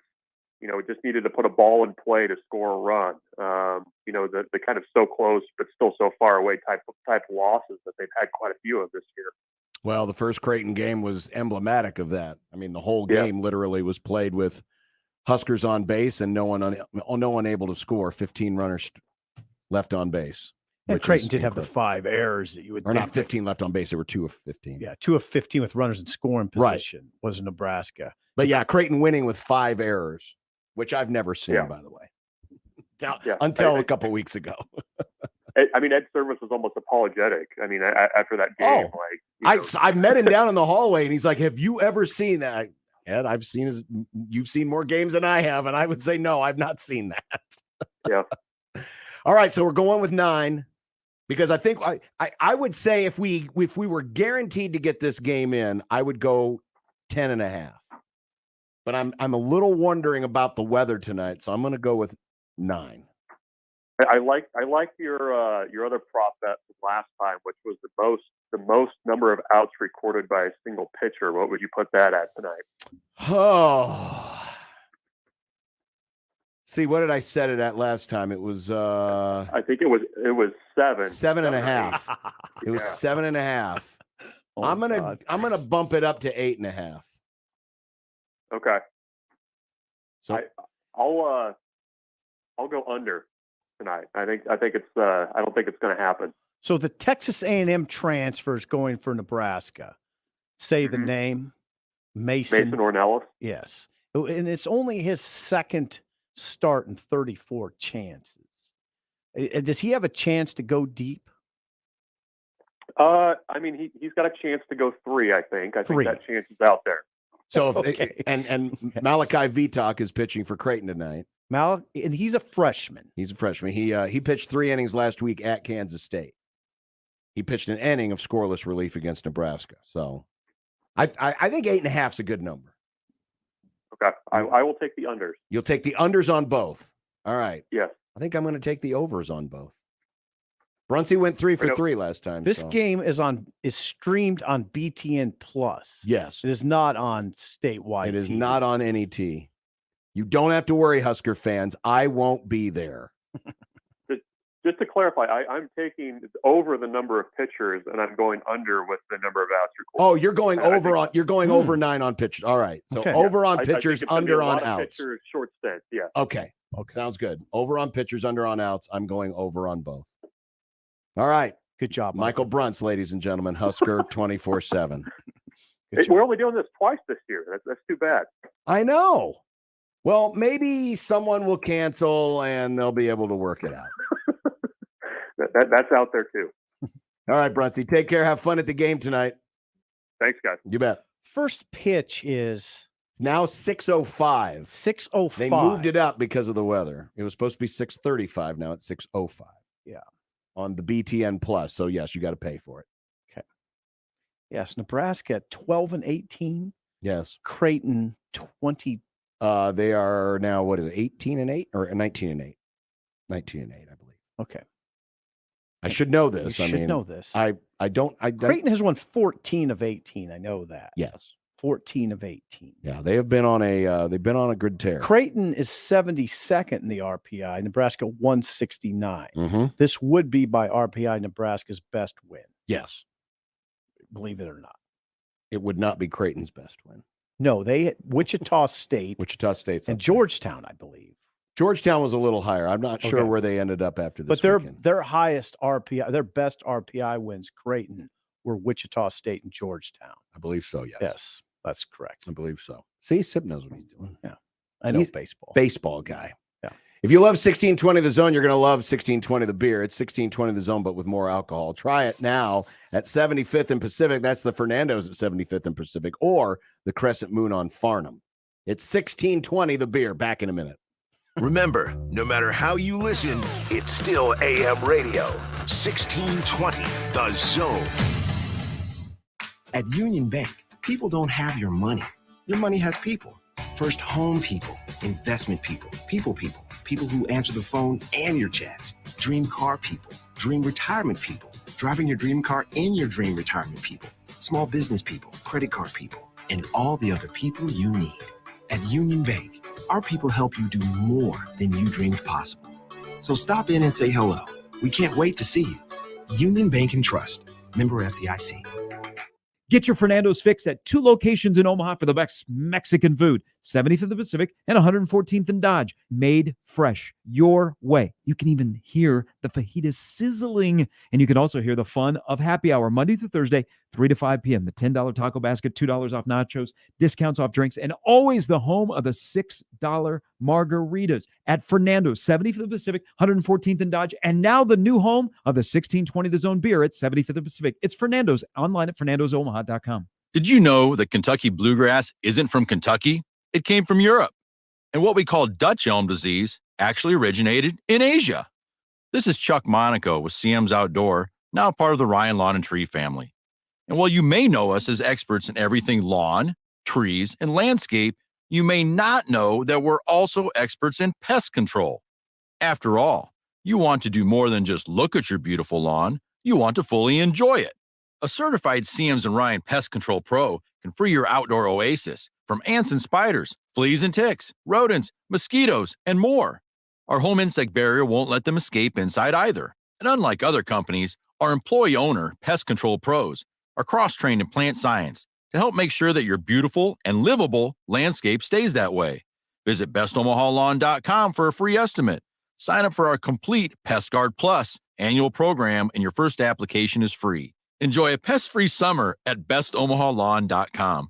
Hi guys, it's Andrew with Brookside Medical Clinic. Are you struggling with erectile dysfunction and sick of the pills? Well, we have a major medical advancement that has helped thousands of men. The WAVE technology at Brookside Medical was tested by Cambridge University and the Cleveland Clinic, and the results are in. It's proven to increase blood flow by repairing blood vessels. No pills and no side effects. If you're ready to put a stop to your ED by treating the root cause, call us now, and not only will the assessment and blood flow ultrasound be free, we'll also include something unique that produces immediate results in the bedroom. This is a $600 value, free to those that call in the next 2 minutes. 402-671-7777. That's 402-671-7777. Guys, put a stop to your erectile dysfunction and get your love life back. Call Brookside Medical Clinic now to qualify. 402-671-7777. Think about this.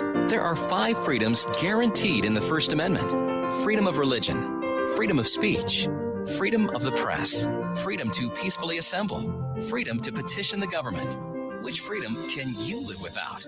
Fortunately, the First Amendment doesn't make you choose.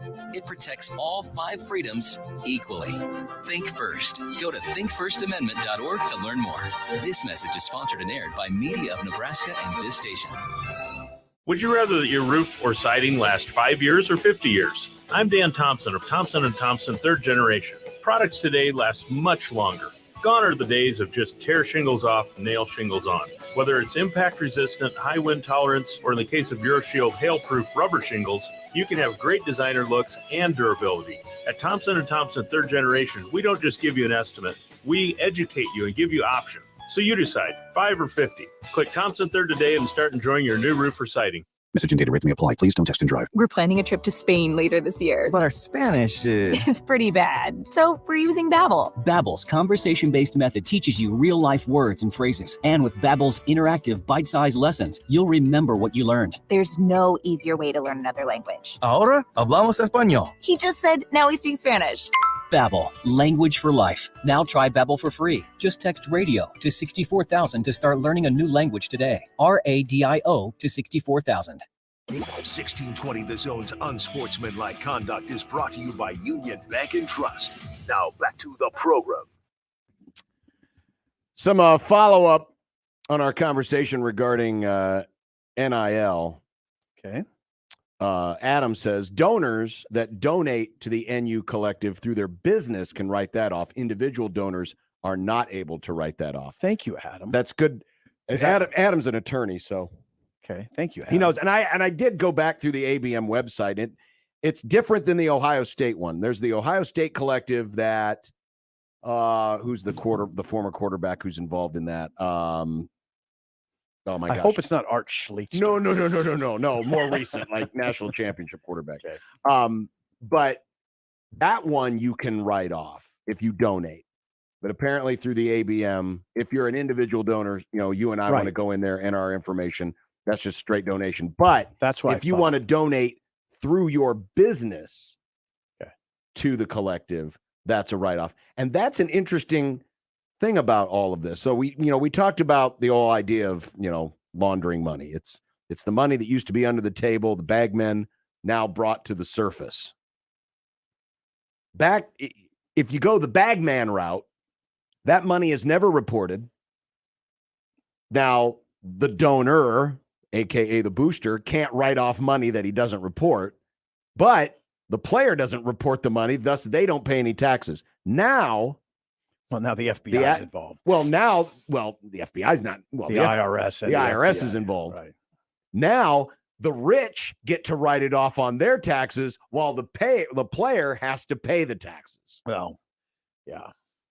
I mean, I hope the player doesn't voice too much disapproval in that regard.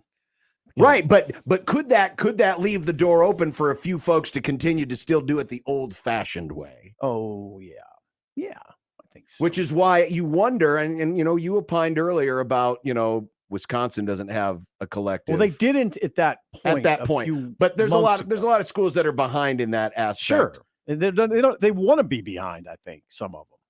They just don't want to be direct. And to be clear, a lot of student athletes don't want to be involved. There are student athletes at Nebraska, right, that have no interest in this. There's people on the football team that have no interest. Adam follows up and says, Ohio State's collective is a 501c3 nonprofit. ABM is an LLC for profit entity. Ohio State's position as a nonprofit is very suspect. Okay, now this is, you want an old man take? This is old man take from a taxpayer. If I can donate to Ohio State's collective and write it off on why is that a tax write-off? I don't know. Why should I be able to write that off on my taxes? Think about it. You're donating to a multi-billion-dollar entertainment industry. And yet somehow that's a tax write-off. Because you're trying to help. You're trying to help a multi-billion-dollar entertainment industry, which technically isn't for profit, but we all know that the books are manipulated in such a way where it's not for profit, even though they're banking a lot of money. Okay. But doesn't that just seem odd that as taxpayers, we could donate to our favorite schools. Forget about the ABMs, forget about the collectives, all that other stuff. We can donate to schools, to their athletic departments, and write it off on our taxes. It's curious. I mean, if I'm a professional league, I'm like, how do I sign up for that? How can I get part of Aaron Rodgers' salary donated and the donors can write it off on their taxes? Interesting. Flawed. Now, what else here? Now there's something on the flip side of that, though. The Buffalo Bills are going to build a new stadium. Do you know how much money the state of New York and Erie County, the home of Buffalo, are going to pony up for this stadium? $850 million for a for-profit industry. So that's where they get their benefit from the government. They get the nice fat kickbacks.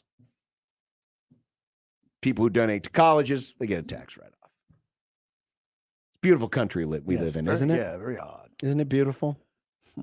Don't think about it so much. Just don't think about it so much. I pay taxes. That's why, yeah, I know. You pay taxes, right, I think. No, I do. It's happening right now. Trixie's all over me right now. Oh, are you not done with your taxes? No. Then? Ooh. Sip. We always file. I'm done extensions. with mine. It's very elaborate in our house. Okay. What else are you hearing from the people? From the people? Yes. When it comes to NIL. When it comes to NIL. Well, Ross says, what if a kid like, using Mathis as an example, what if a kid like Mathis never plays a down or plays limited snaps? What if he gets hurt? Would a collective tell Frost to play him?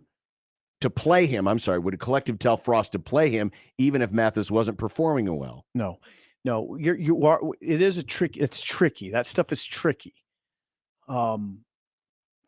There's no easy answers there, but no, the answer. Well, there is an easy answer to a part of that question.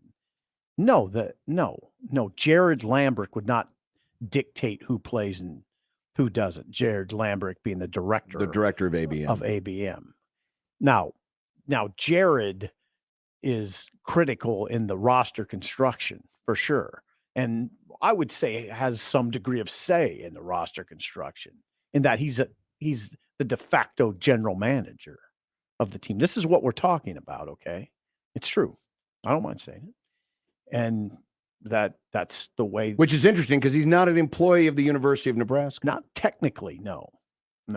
But he's not at all, isn't he? Well, he's not at all. No, but they're let's put it this connected. way: he has a lot of contact with the University of Nebraska. Sure, he does. Because he used to be in the front office, right? No, it's not even that. He wasn't the front office of the volleyball team. Volleyball players routinely are in ABM because of the nature of his work with the volleyball players. See, this is where it gets very. I know there's people out there whose heads are They spinning. have right no now. idea what I'm talking about. Okay, This is it's a weird, convoluted way, but I mean, it's all legal, ladies and gentlemen. Right, What we're talking about here is not right now illegal. One vignette that might help all this make sense to people. Caitlin Horde, the volleyball player from Penn State, middle blocker who transferred to Nebraska.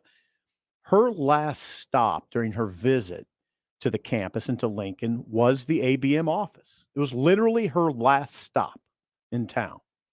And then she committed to Nebraska shortly thereafter.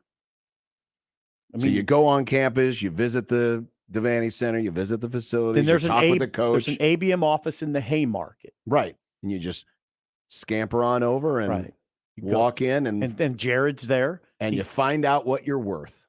Yeah, essentially. It's essentially what you're talking Sure. about. Yeah. Caitlin Horde was valuable to the enterprise. Sure. Some people are more valuable than others, just like in life. Adam follows up again. He says the other big wave about to happen is all of these student athletes that can't or won't pay taxes on these NIL funds. Many of the NIL collectives aren't withholding taxes on payments made to athletes. The athletes, in turn, being young and in college, will probably not be great about money management and have spent all of it by the time the tax bill comes due. This is where we should interject it that ABM is very enthusiastic about educating these student athletes about those elements. Sure. And it's a big part of it. The educational part of it is big. They will pay taxes here. They will understand why they're paying taxes. They'll understand how to pay taxes. Sure. That is happening at Nebraska. It is. John Cook has talked about it. Jared will tell you about it. Jared Lambert will tell you Who's about in charge of the education? Is it ABM or is it the university? Well, it's absolutely ABM. It's absolutely ABM. Because wouldn't you think, and I'm not, absolutely ABM. The coaches, who else would be in charge of it? It's not Trev. Well, maybe as part of the whole life skills training that they've been getting. Maybe. I don't think so, though. Not as it relates to ABM and getting paid. Again, it's not the university that's paying them. It's ABM that's paying them. ABM should be the ones that are educating them on the tax issues. But whether or not it's coming from the collective ABM or from the university, someone needs to be educating them on paying tax. Well, Jared's yes. I'm just saying in general. Just talking in general, whether you're Nebraska, Creighton, USC, whatever. There's a lot about this that would make an athletic director uncomfortable, including the fact that these student athletes are directly associated and have direct contact with, maybe more direct contact with Jared than the sitting AD. I mean, they Oh, you're saying Sean Eichhorst is back on the job? No. No, just you're think- saying direct contact. He never famously right. didn't have contact with anybody. Jared has a lot of contact with student athletes. Sure. Makes sense. Has to. Makes sense. It's where the money comes from. Right. Exactly. I mean, every time we talk about this, it sounds so seedy, doesn't it? Not necessarily. If you met, it does. If you're our age and you're like, wait a minute, what are we talking about? We're talking about paying players. What are you talking about? Yeah, kind of. But yeah, it all seems like. But it's all above board. Yeah, surreal is the best way I can describe it. Yes, I would totally agree. Very odd. It's very odd too. The money laundering aspect of it gets very odd. I mean, they have to be somewhat creative in how they do this and getting. It's odd.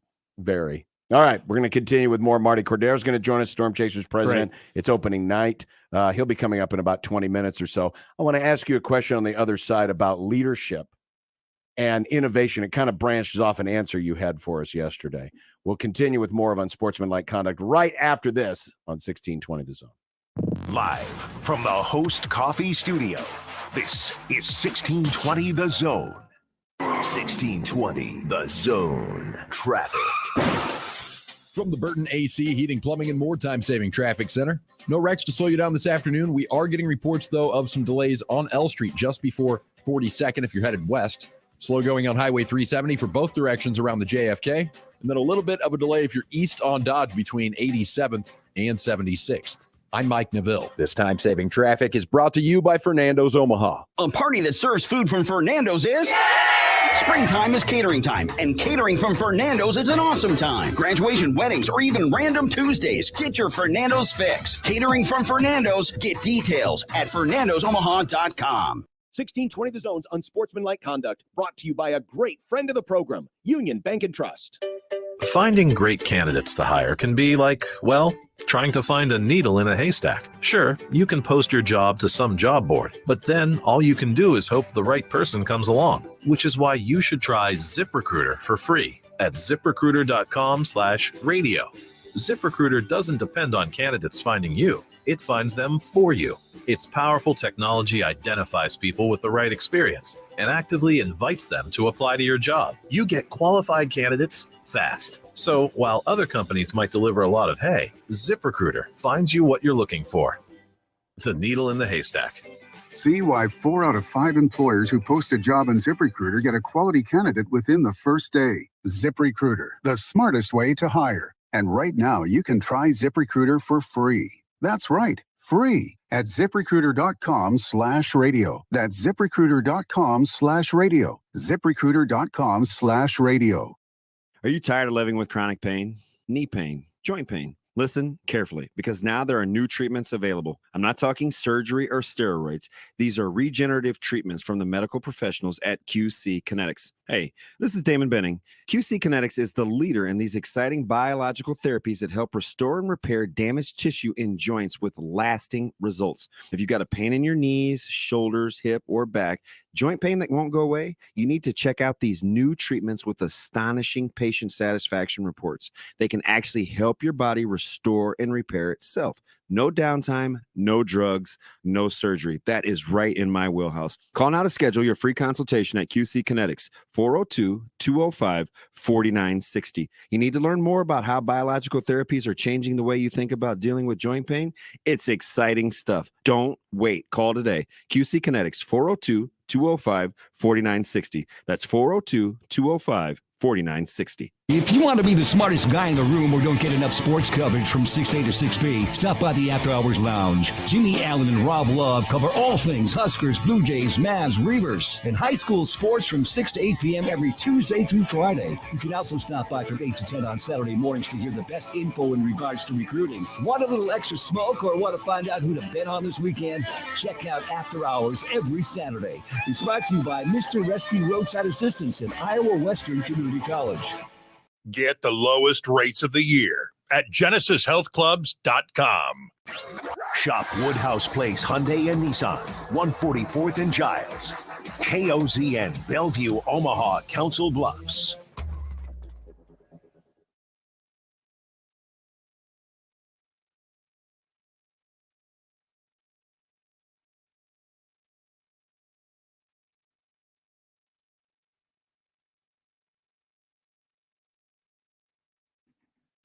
Welcome back. John Bishop, Steve Sipple with you this afternoon here on 1620 The Zone. Adam McClintock, who has been a friend of the program. He is the CFB professor on Twitter at CFB_professor. He put out his post-spring top 40 power rankings. Says it's derived from a model which utilizes the coaching staff efficiency metrics, roster talent, and returning production. Okay. He says, no opinion here. I just regurgitate the numbers. Okay. Nebraska came in 35th. Yeah. Okay. 35th in his power ranking. He said, with the influx of portal talent and a new offensive staff in Lincoln and offensive returning production at 10th nationally, the offense should improve. Defensive returning production is concerning, though, only 81st. If the defensive staff can hold serve on last year's results, a rebound is likely. Right. Interesting. I mean, I think we can say that go back to November when Scott Frost said the way we're going to push this program over the top is to go into the transfer portal, go to the JUCOs, and get talent that way that'll help us. I would say they've done a good job. Mm-hmm. Now people are saying, oh, they've done a good job. They haven't played a game. Well, I'm just basing it on what I've seen. And I'm also, or maybe we can just put it this way. The guys that they've brought in, several of them will be factors. So it's not like they've brought in guys and they're not on the first team. They're not.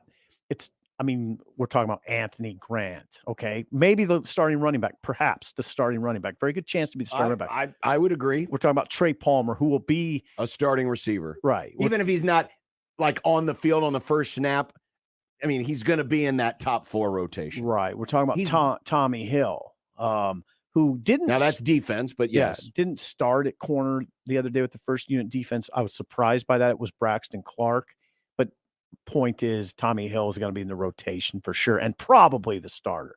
Sean Singleton, same thing. Maybe not a starting safety. I think that would be Marquise Buford and Miles Farmer. But Deshaun Singleton's going to be in that rotation.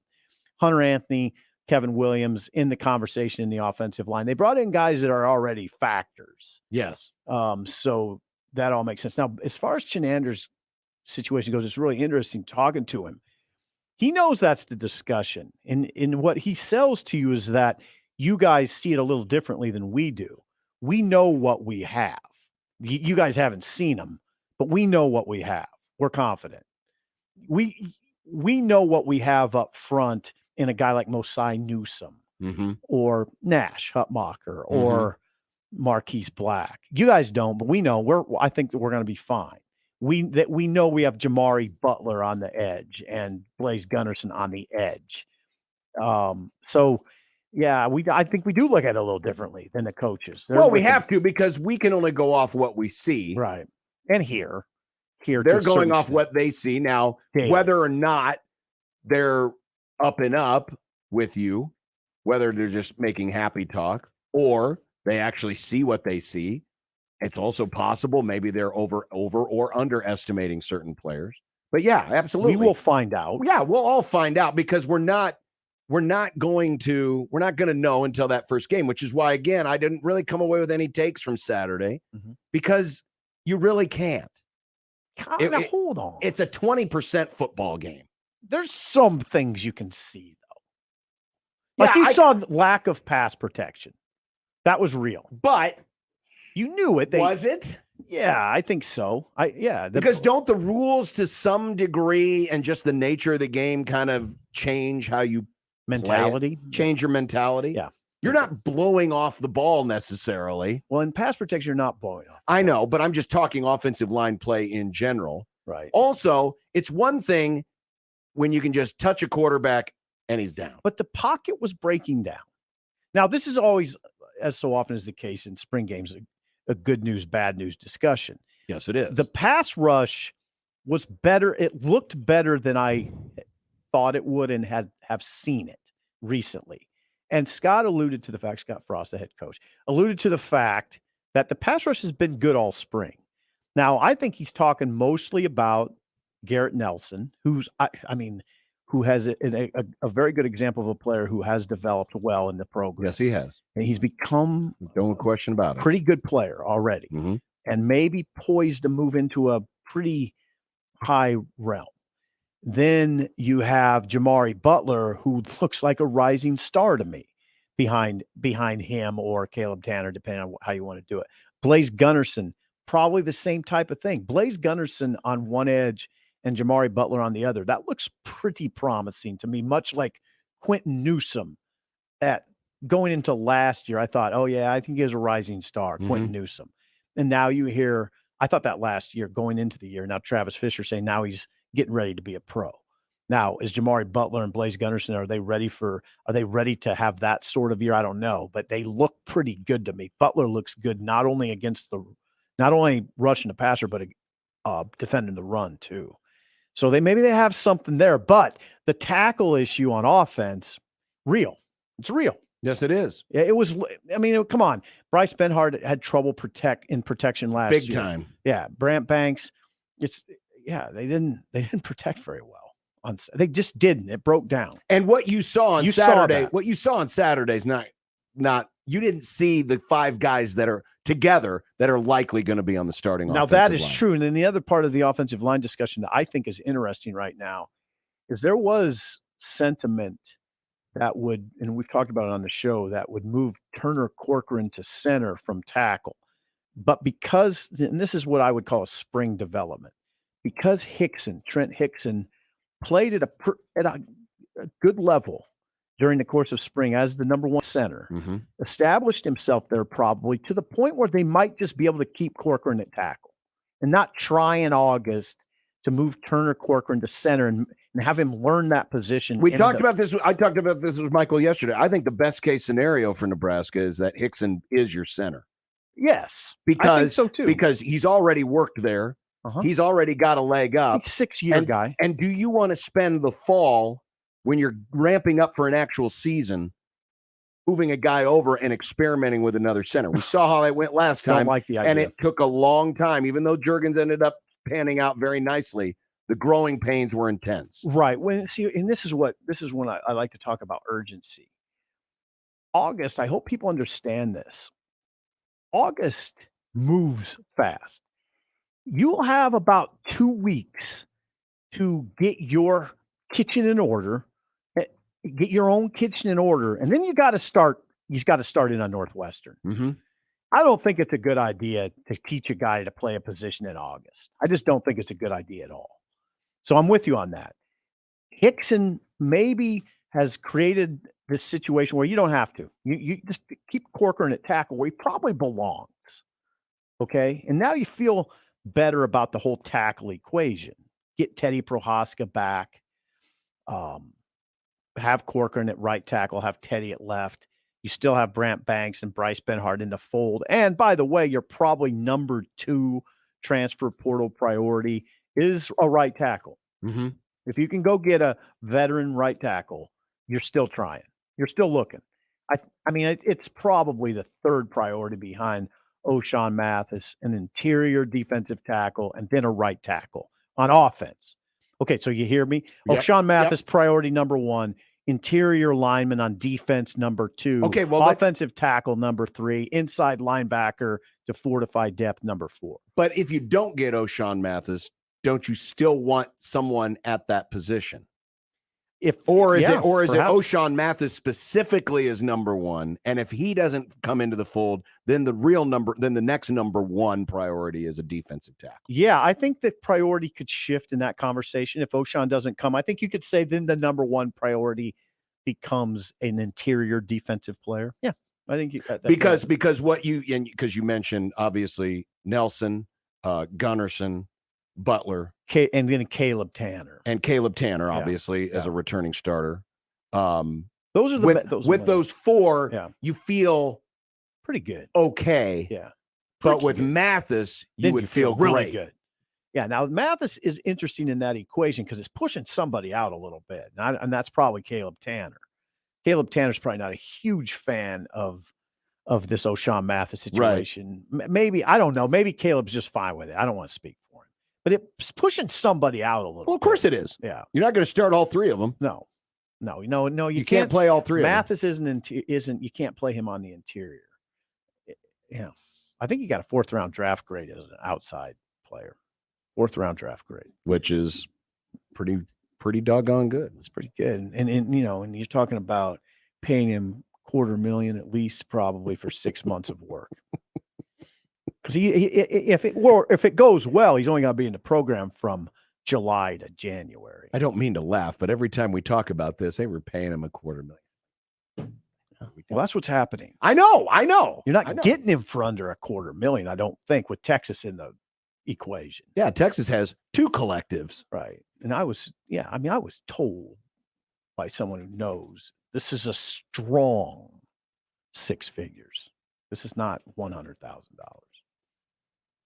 And he's making his decision at the end of the month. Yes. That much we know.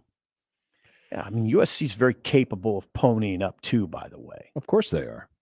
Despite what Lincoln Riley says about this. Well, technically, he's not a high school recruit, so it's probably different.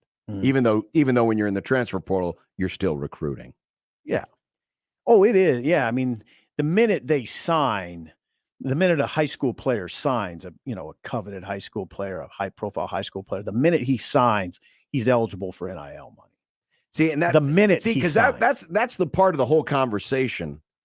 Going back now to what Lincoln Riley said, how it's frustrating for him that, this is a part of recruiting. How do you separate it that it's not a part of recruiting? It's impossible. It would for the high end. It would be like, okay, well, we don't want to promise an education to you during the process, right? But that's a benefit that you get when you come to a school. Well, you're coming to a school, but we can't tell you about the education you're going to get. Be the same thing. Well, NIL is a part of it, but we can't tell you about that. How do you separate those two? You don't generally, and I think that's not really happening. No, it's not happening. Now, but he and others are saying we need to reform it so it's not a part of the recruiting process. Oh, my point is you can't not make it part of the recruiting process because it's already out there. The cat's out of the bag. It is. Everybody knows what they're making. Not what they're making, but knows what's out there.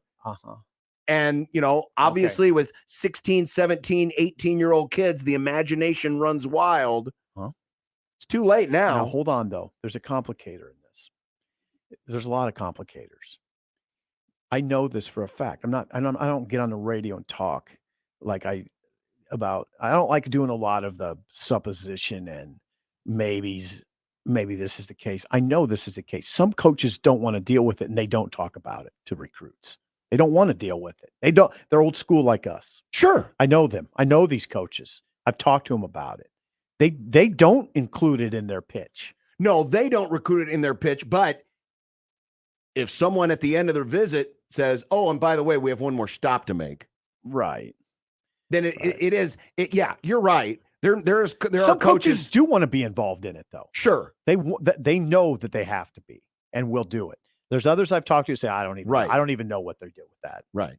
So Some of the more active mafia wives who know exactly what their husbands are doing. Others are like, put their head in the sand. They know the money's coming from somewhere, but they don't want to know anything. I could tell you if I was a coach and a recruiter, I'd want to know every aspect of the NIL and how it could benefit me landing this player. Absolutely. I'm always interested because your job relies on that player. I'm always interested when I hear a coach say, I don't even deal in that. I always want to say you should want to deal.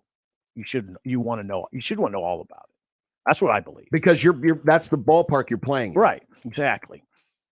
It's like saying you're at the plate. It's like saying you're at the plate and say, I only want to know if I have, 3 balls on me. I don't want to know how many strikes I have. Yeah, you got to know. I mean, it's part of the game now. That's as repulsive as it might be to an individual. You still got to deal with it. Well, we're going to talk a professional sport next because we already are talking about a professional sport. True. Marty Cordero, the president of your Omaha Storm Chasers. It's opening night for the Storm Chasers. Baseball. He's coming up next on 1620 The Zone. Your Omaha area forecast from Knoyer Garden Center and KETV News Watch 7 on 1620 The Zone. Strong south winds and extremely warm into the upper 80s now. We're watching out for storms into this evening. Then it turns windy and colder later tonight, dropping into the mid-30s during the morning on Wednesday, and a high of just 50 with clouds and strong west winds. I'm Chief Meteorologist Bill Ranby from KETV News Watch 7. 1620 The Zone. Traffic. From the Burton AC Heating, Plumbing, and More Time-Saving Traffic Center. No wrecks to slow you down this afternoon. We are getting reports, though, of some delays on L Street just before 42nd if you're headed west. Slow going on Highway 370 for both directions around the JFK.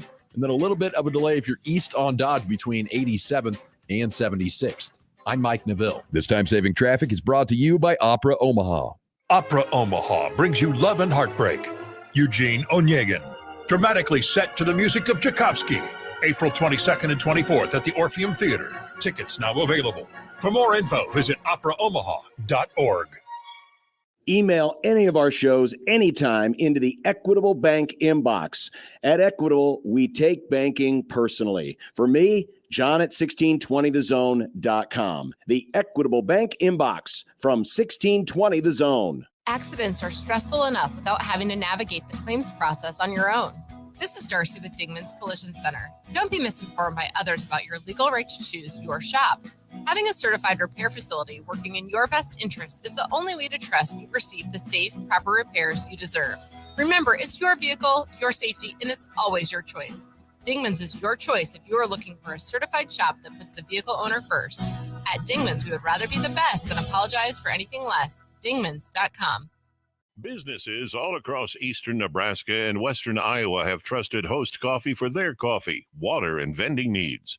Give your business the whole host of options.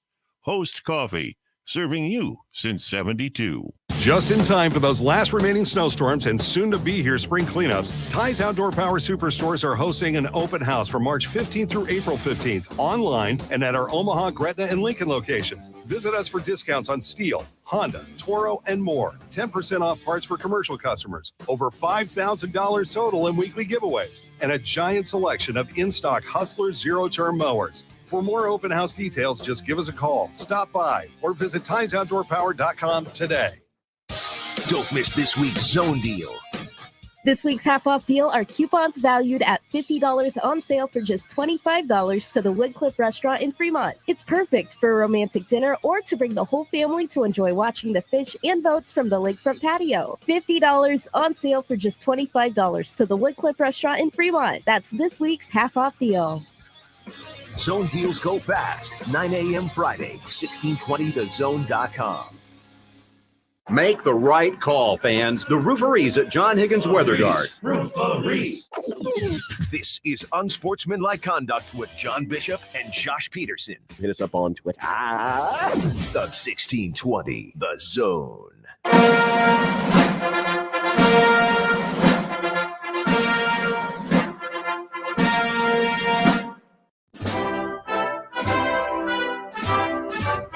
It's time to speak to the president. Welcome back on Sportsmanlike Conduct on 1620 The Zone. He is the president of your Omaha Storm Chase. See, Marty, we do this for you. I like that. We do this for you, Mr. President.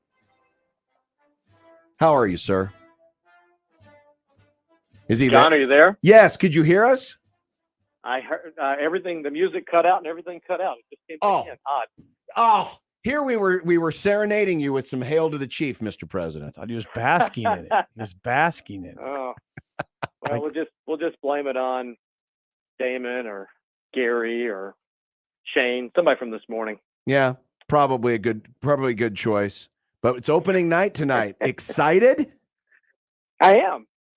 Hey, John, we were 2-0 for 2 days, and then we came back to reality when the Cubs lost on the other day. So I know that was fun. I know. Fun. Hey, taking 2 out of 3 ain't bad.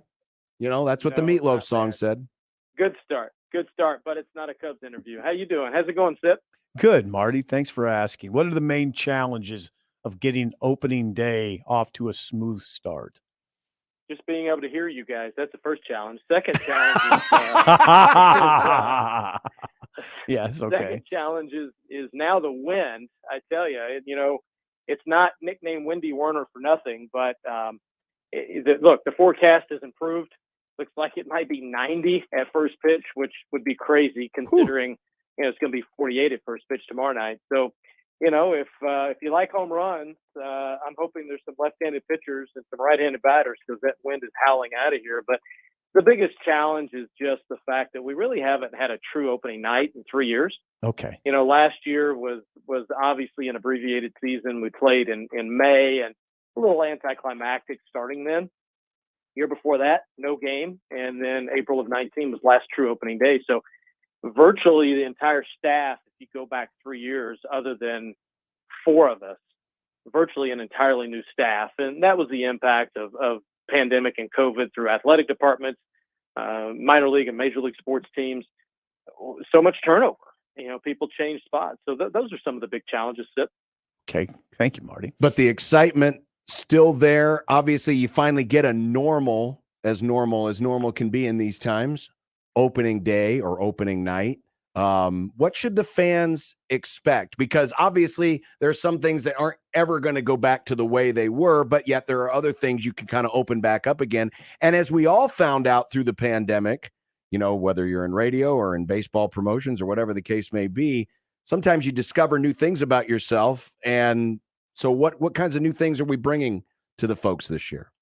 Well, a new thing that is an old thing is the Philly cart behind home plate. That was not here. That was a labor-intensive food stand, and it's back. And that, I tell you what, fans are really excited about that. We have hand-dipped ice cream, which we were going to start in the last couple of years, and we weren't able to do that again. Something that's different when you talk about serving food. Yes. So those are 2 new things from a food perspective. You'll see new digital screens in front of all of the concession stands. They'll have the game on, as well as new menu boards to make it a little easier and try to make things a little bit more efficient. As people are in the concession stands, we have a new audio system, new AV. A lot of small things here and there, and virtually all the outfield signs are new due to some new requirements by Major League Baseball as well. They've had problems in Lincoln at Pinnacle Bank Arena with staffing. I mean, the lines at concession stands were long at times because of just they just couldn't open up all the places. Are there any staffing issues that you've experienced? Oh yeah. Last year we were running about 40% short of the game day staff that we needed. Our full-time staff was about 30% off of a normal year. We're staffed back up in the front office. Okay. We've cut our game day spots and our concession staffing down to about a 20% deficit. And, we hope to continue to hire as we get into May, June, when the busier time of our schedule starts to present itself to us. And I'm optimistic that we're going to start to see that. We're talking to a number of our counterparts that are on the coast, and they're seeing more applications than they had. And generally things happen, on the East West Coast, and then they kind of move to the middle. So I'm hoping by summer, we're going to start to see more applicants. But if you're listening and you have a son or daughter, or you have a neighbor, that's looking for some summer work, we still have open positions out here. Absolutely. Check it out. Omaha Storm Chasers out at Warner Park. By the way, Seiya Suzuki just hit a home run, so we're in good shape here right now. We are. Yeah. There we go. 1-0 Cubs in the fifth. Talking with Marty Cordero, the president of the Omaha Storm Chasers. Rule changes. Break down for us how this is going to work, because there's going to a lot of experimentation that's going to be taking place across the minor leagues that at some point could make their way up to the major league level. What exactly how will Omaha be affected, and what's the timetable look like? It's a good question. I'll use one example that will lead me to believe that you might not see these things in the big leagues anytime soon. Something as simple as our pitch clock. I rarely call it that. I call it the shot clock. Mm-hmm. I'm not a big fan of it.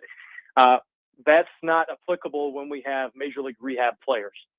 So to me, they pick and choose the rules to experiment in the minors. But even something as simple as that, we don't have to adhere to that, or the major league rehab player doesn't have to adhere to that. So I don't know how many of these things are ever going to end up in the big league.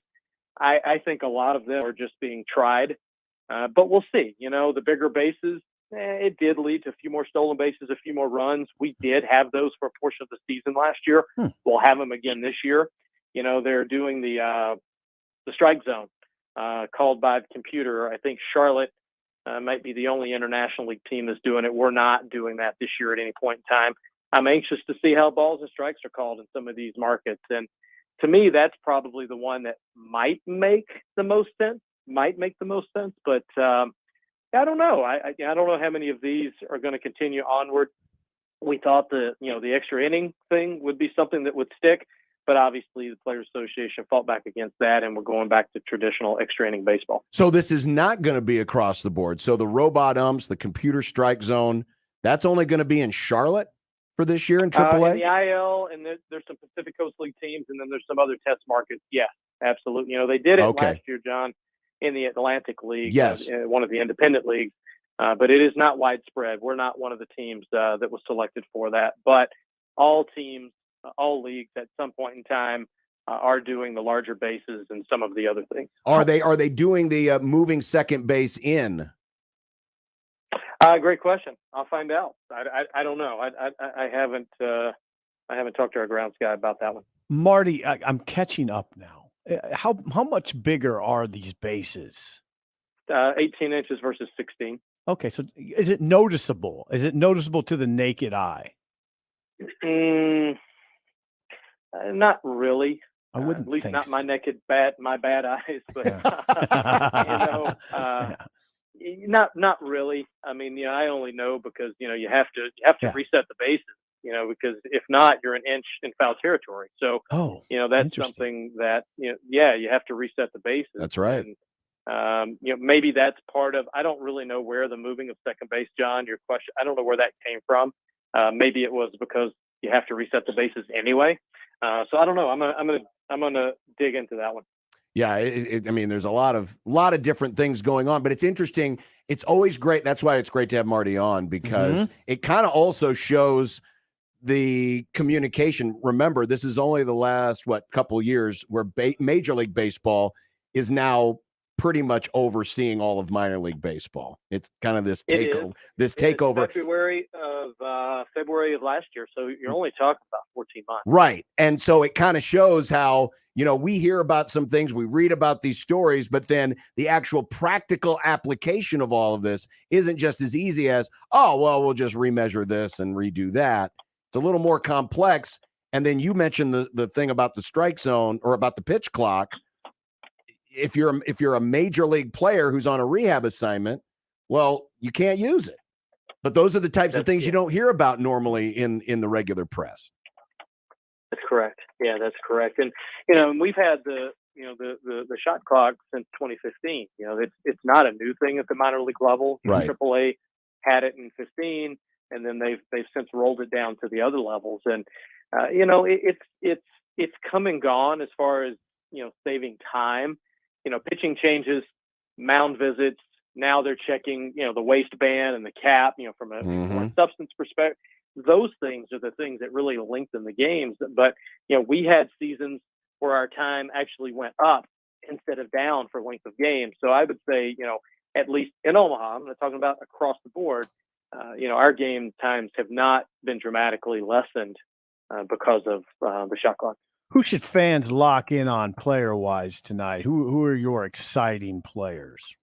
Well, you have MJ Melendez and Nick Prado back. Both are first-team all minor league baseball last year. MJ Melendez was the home run king, and then Nick Prado was also Gold Glove. And they both had amazing seasons. And a lot of hope from a Royals perspective that the Royals fans that they're going to see those players in Kansas City soon. We'll see if how long they're in Omaha. We're going to enjoy them while they're here. Vinny Pasquantino was another big hitter, big first baseman. Hit a lot of home runs last year for the Northwest Arkansas Naturals. They won AA championship last year. And then our manager, Scott Thorman, I think he should be mentioned because he's been with these players as they've risen through the ranks.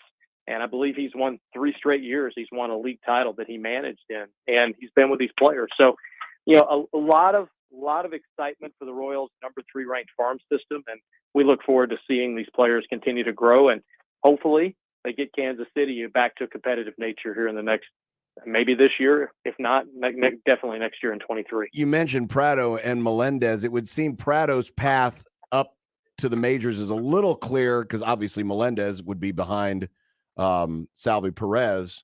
But you would be surprised if both weren't up at some point in Kansas City at some point this year? I would just, being an outside observer and playing no part in that. But Right. I would, simply from the standpoint that they hit. I mean, they mash, and if they continue to do what they did last year, this year, they're going to force their way. They're going to force their way on the squad. MJ's a little trickier, as you just mentioned, with Salvi. And then now you have Bobby Witt playing third. Their plan is for him to stay there. So, and MJ had played some third base last year. And then if Prado makes it up, then he's playing first. So what are you going to do with Carlos Santana and Hunter Dozier from a DH perspective? I don't know. That one might be a little more tricky from a position perspective, but Prado, if he hits as well as he plays first base with the glove, absolutely. I'm really excited to see him up in the big leagues.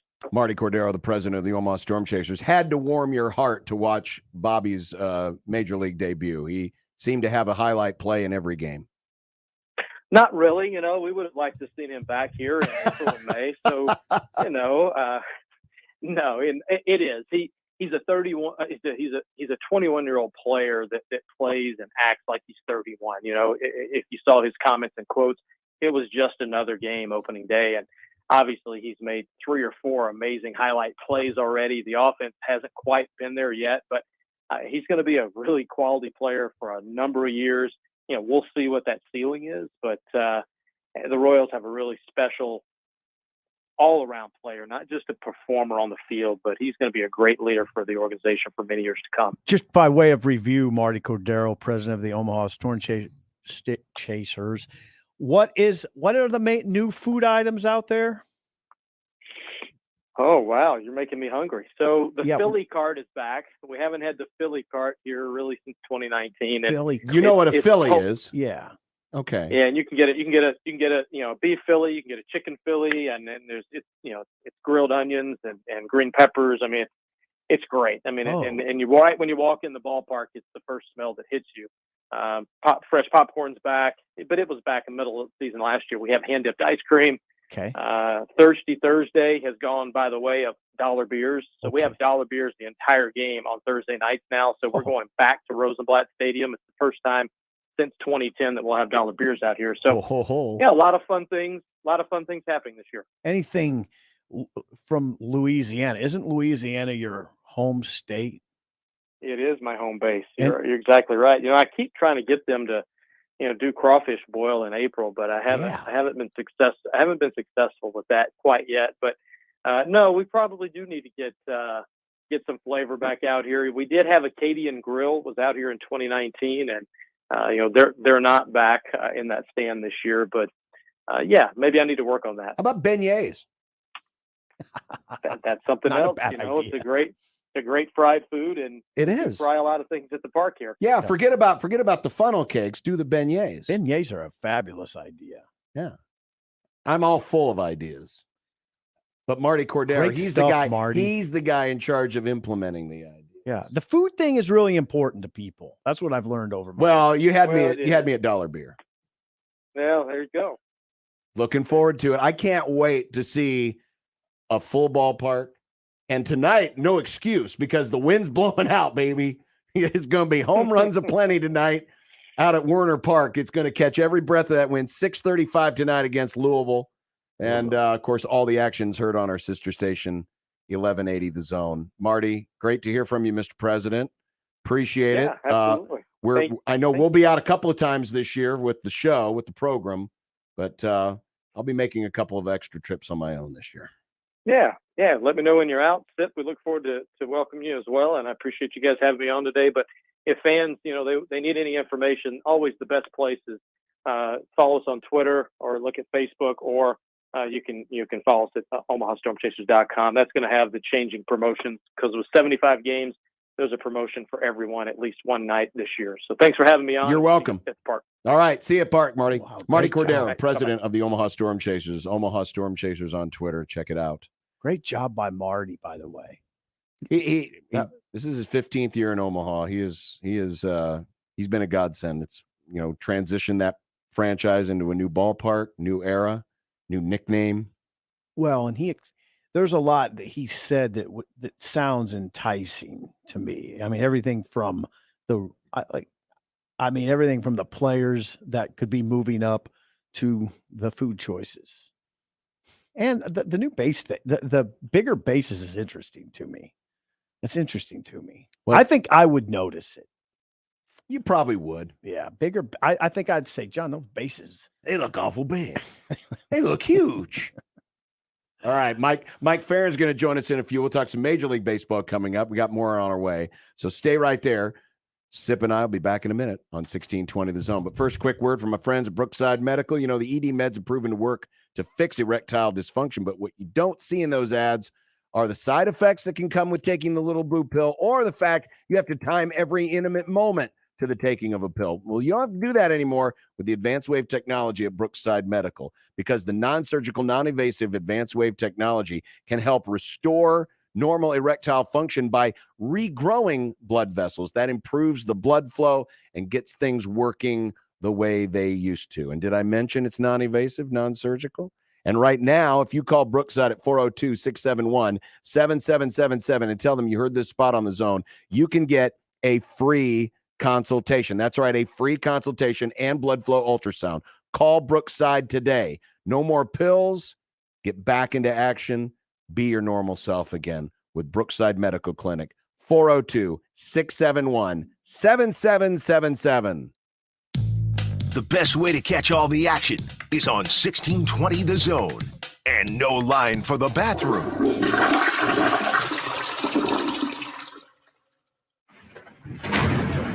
If there's one thing that you can count on every spring, it's that we're going to have to deal with some hail. J-Tech Construction is the company to call to make it right again. J-Tech Construction specializes in siding, roofing, windows, and gutters, even solar. They're trained for insurance claims assistance, and they can help with your insurance company. Turn to the team the Huskers turn to, J-Tech Construction. Use your favorite search engine to find J-Tech Construction online and schedule a free estimate today. When I need a new furnace or AC, I choose a company that provides solutions that meet my needs and budget. When my furnace or AC needs repairs, I call a company with reliable technicians, not commissioned salespeople. When I need a straight answer, I choose a company that is honest and has integrity. At Standard Heating and Air Conditioning, we provide the best solutions for your needs and budget. It's just part of the way we do the things we do.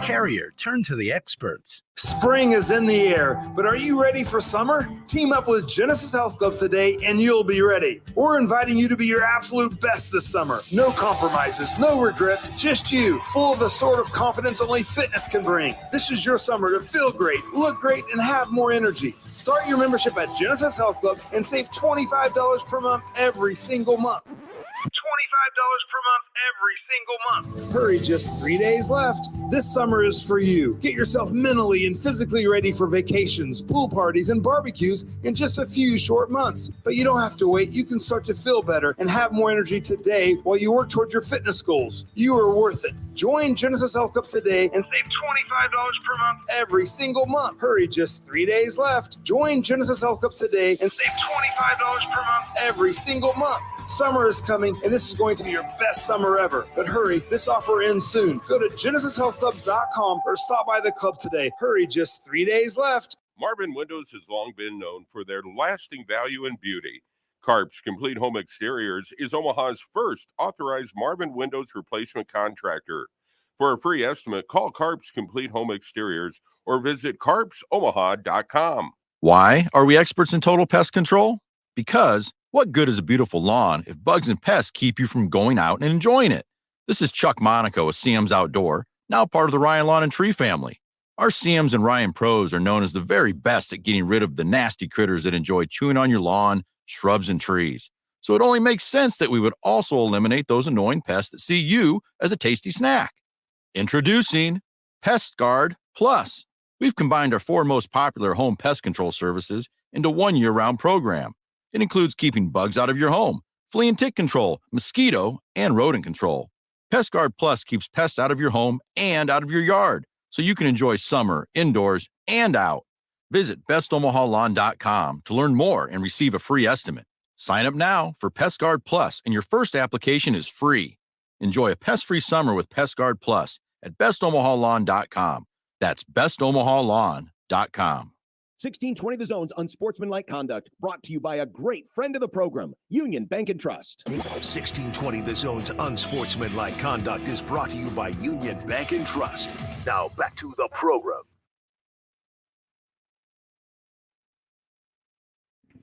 Mike Farron will join us in just a few.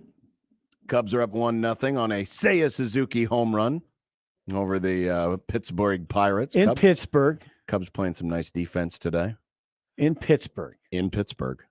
Well, somebody just doubled for Pittsburgh. No, the place for that the was Cubs. well That's known. for the Cubs. I'm so sorry. No, that's fine. Yes. That's fine. Pittsburgh was well known for having hosted pirates back in the 1700s, so that's why they're the Pittsburgh Pirates. Right, John? No, that's not why they're the Pirates. Honest. Again, a lot of newspaper people came up with the nicknames for these teams.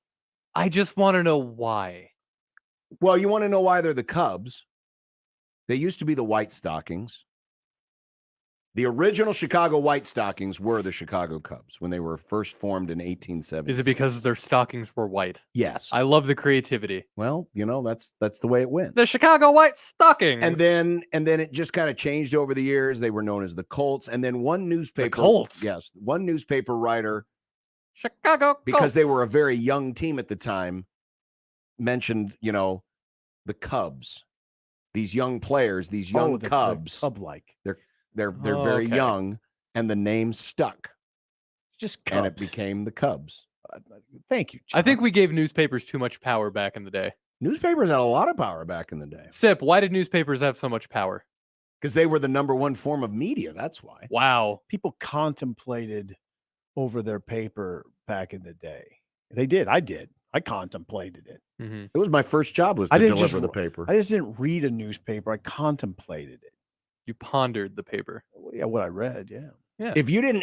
There were many people, if you didn't have your morning paper, you felt naked. Oh my God. Oh. In Columbus, Nebraska, where I grew up, it was beautiful. You got the Omaha World Herald delivered to your door in the morning, and it would be a race between me and my dad to get it. Mm-hmm. And then I would wait for the afternoon Columbus Telegram. I would literally wait for it.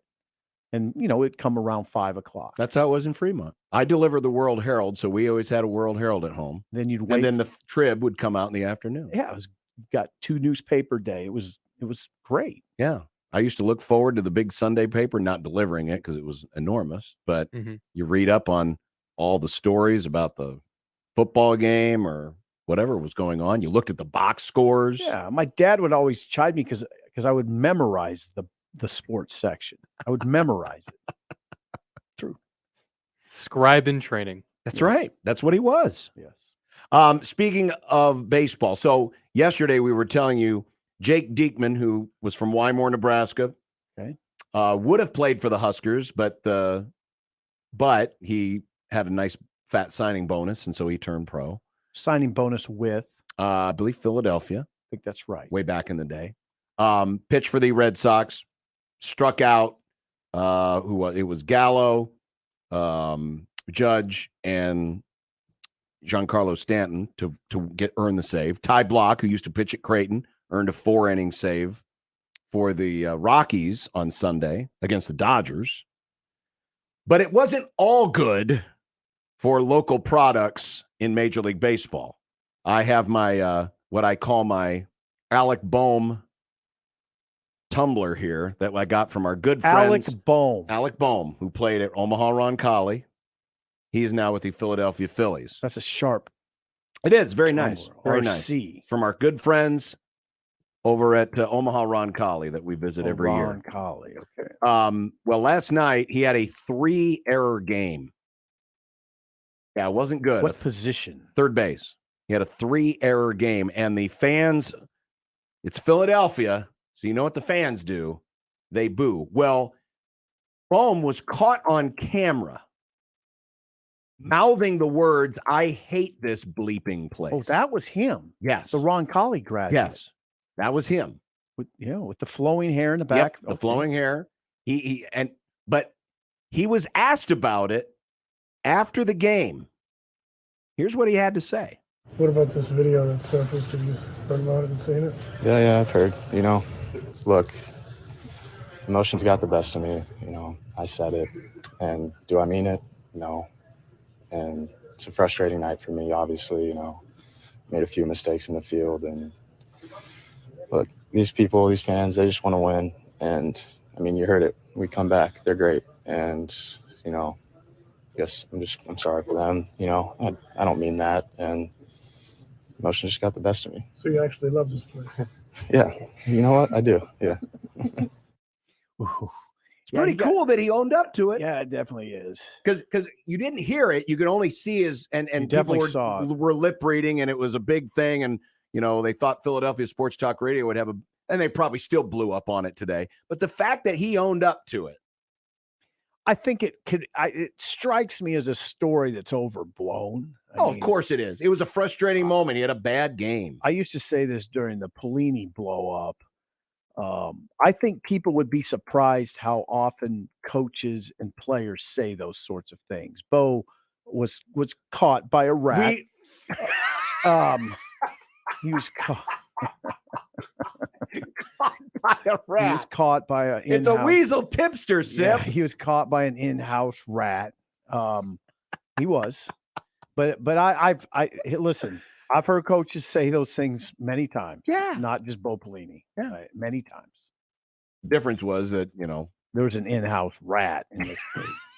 Now,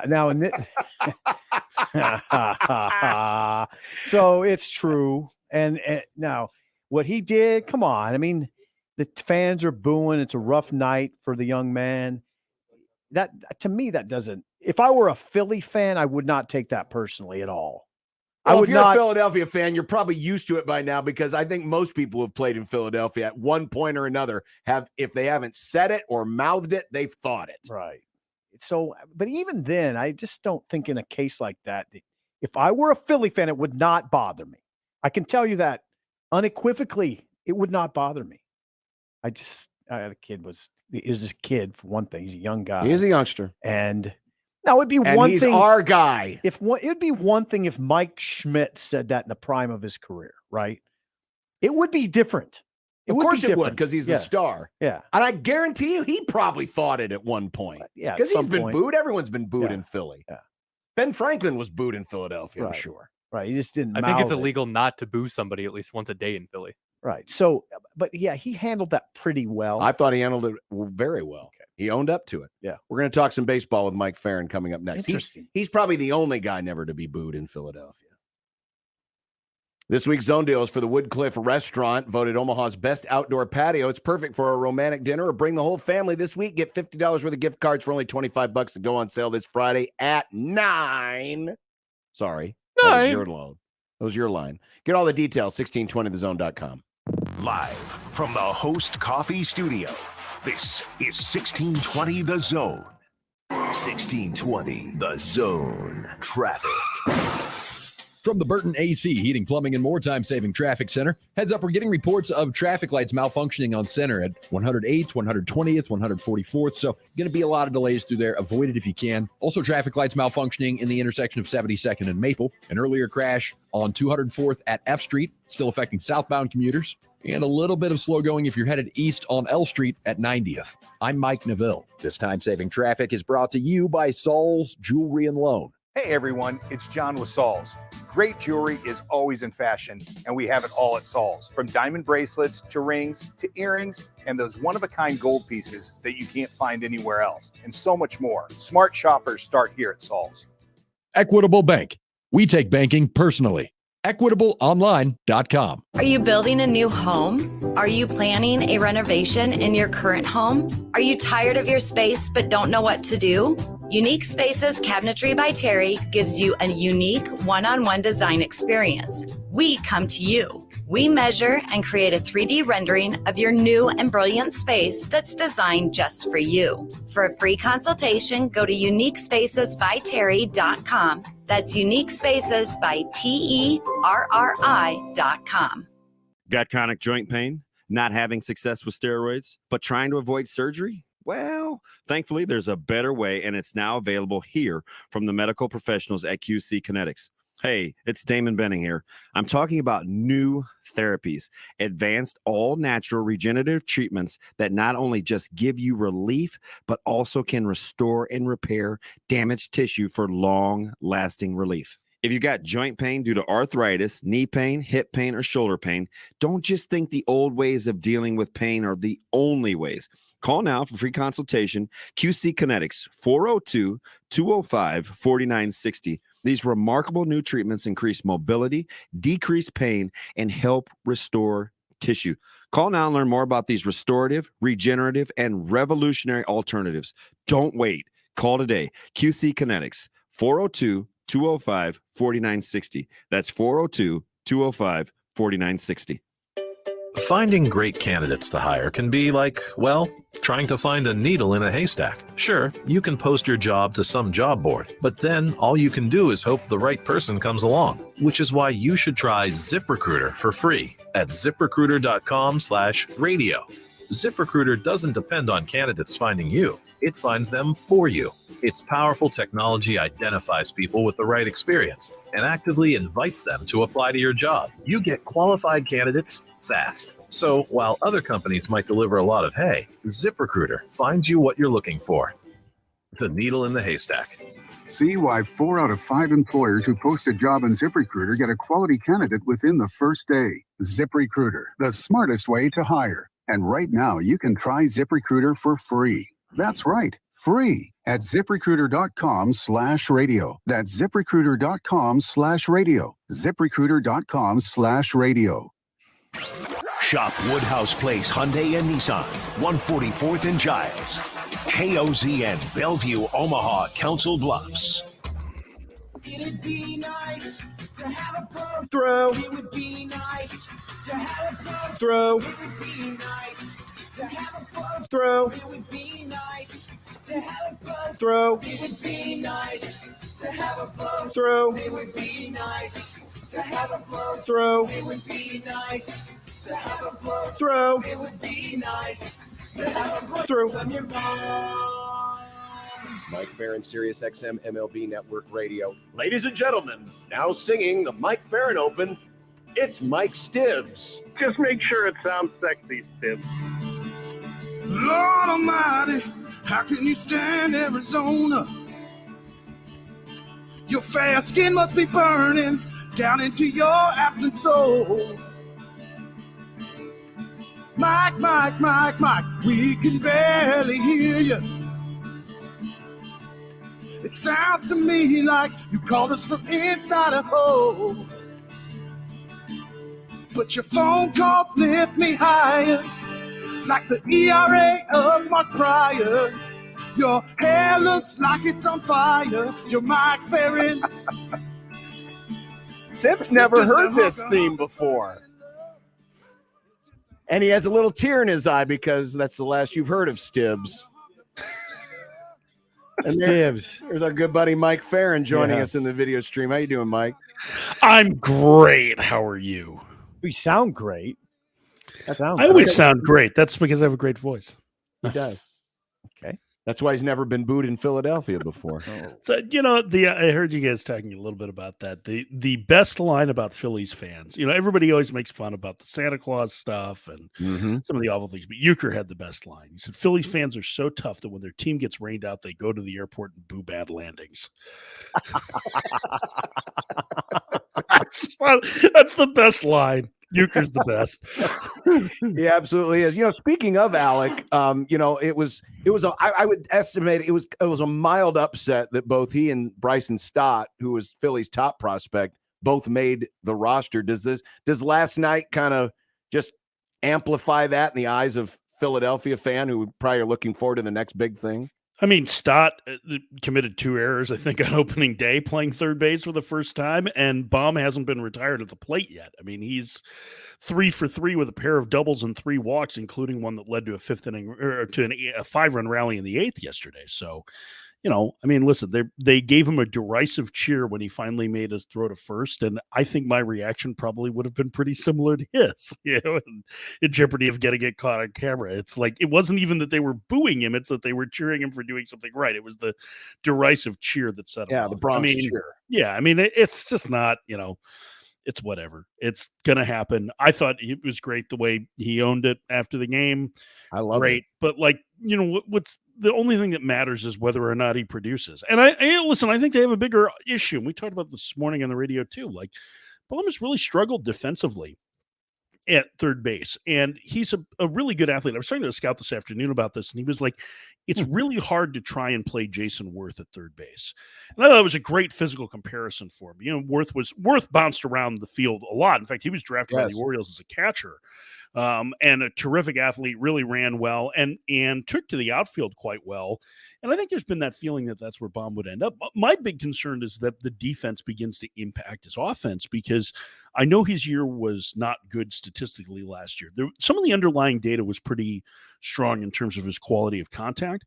And in his first go round in 2020, he seemed to have a really good approach with men on base. Well, it's carried over to the beginning of the season. Again, it's 6 plate appearances, so there's not a whole lot to write into, but this should be a guy who hits for power and has a really good idea of what to do with men on base to knock in runs. And so, that's the biggest thing for me. Now, the other problem that they have is that they have a first baseman who's a questionable defender. They have 2 corner outfielders who are questionable defenders, and there's only 1 DH spot. So, I mean, that's one of the problems that they face with this, but I think Baum's going to be a fine player for them. The dude can rake, and he did at Wichita State. He did in high school in Omaha. Like, he's going to continue to hit, I think, as he gets opportunities. And it's a nice problem to have with him and Stott, because I think Bryson Stott's a really good player who's going to get on base a ton.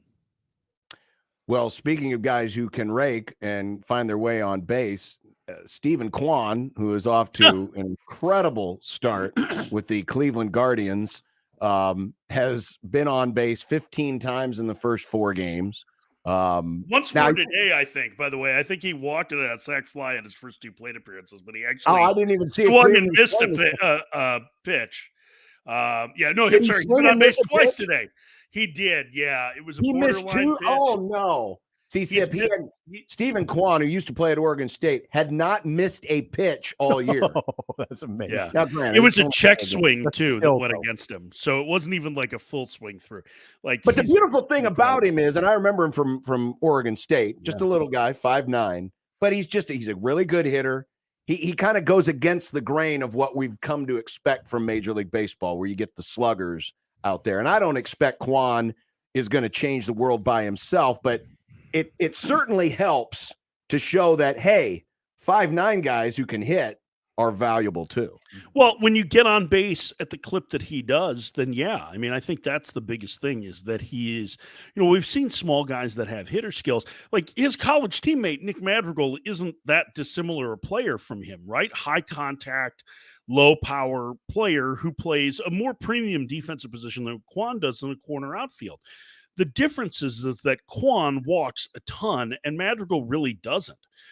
He strikes out. Kwan strikes out about twice as much, I think, in the minors as Madrigal does. Madrigal just never strikes out.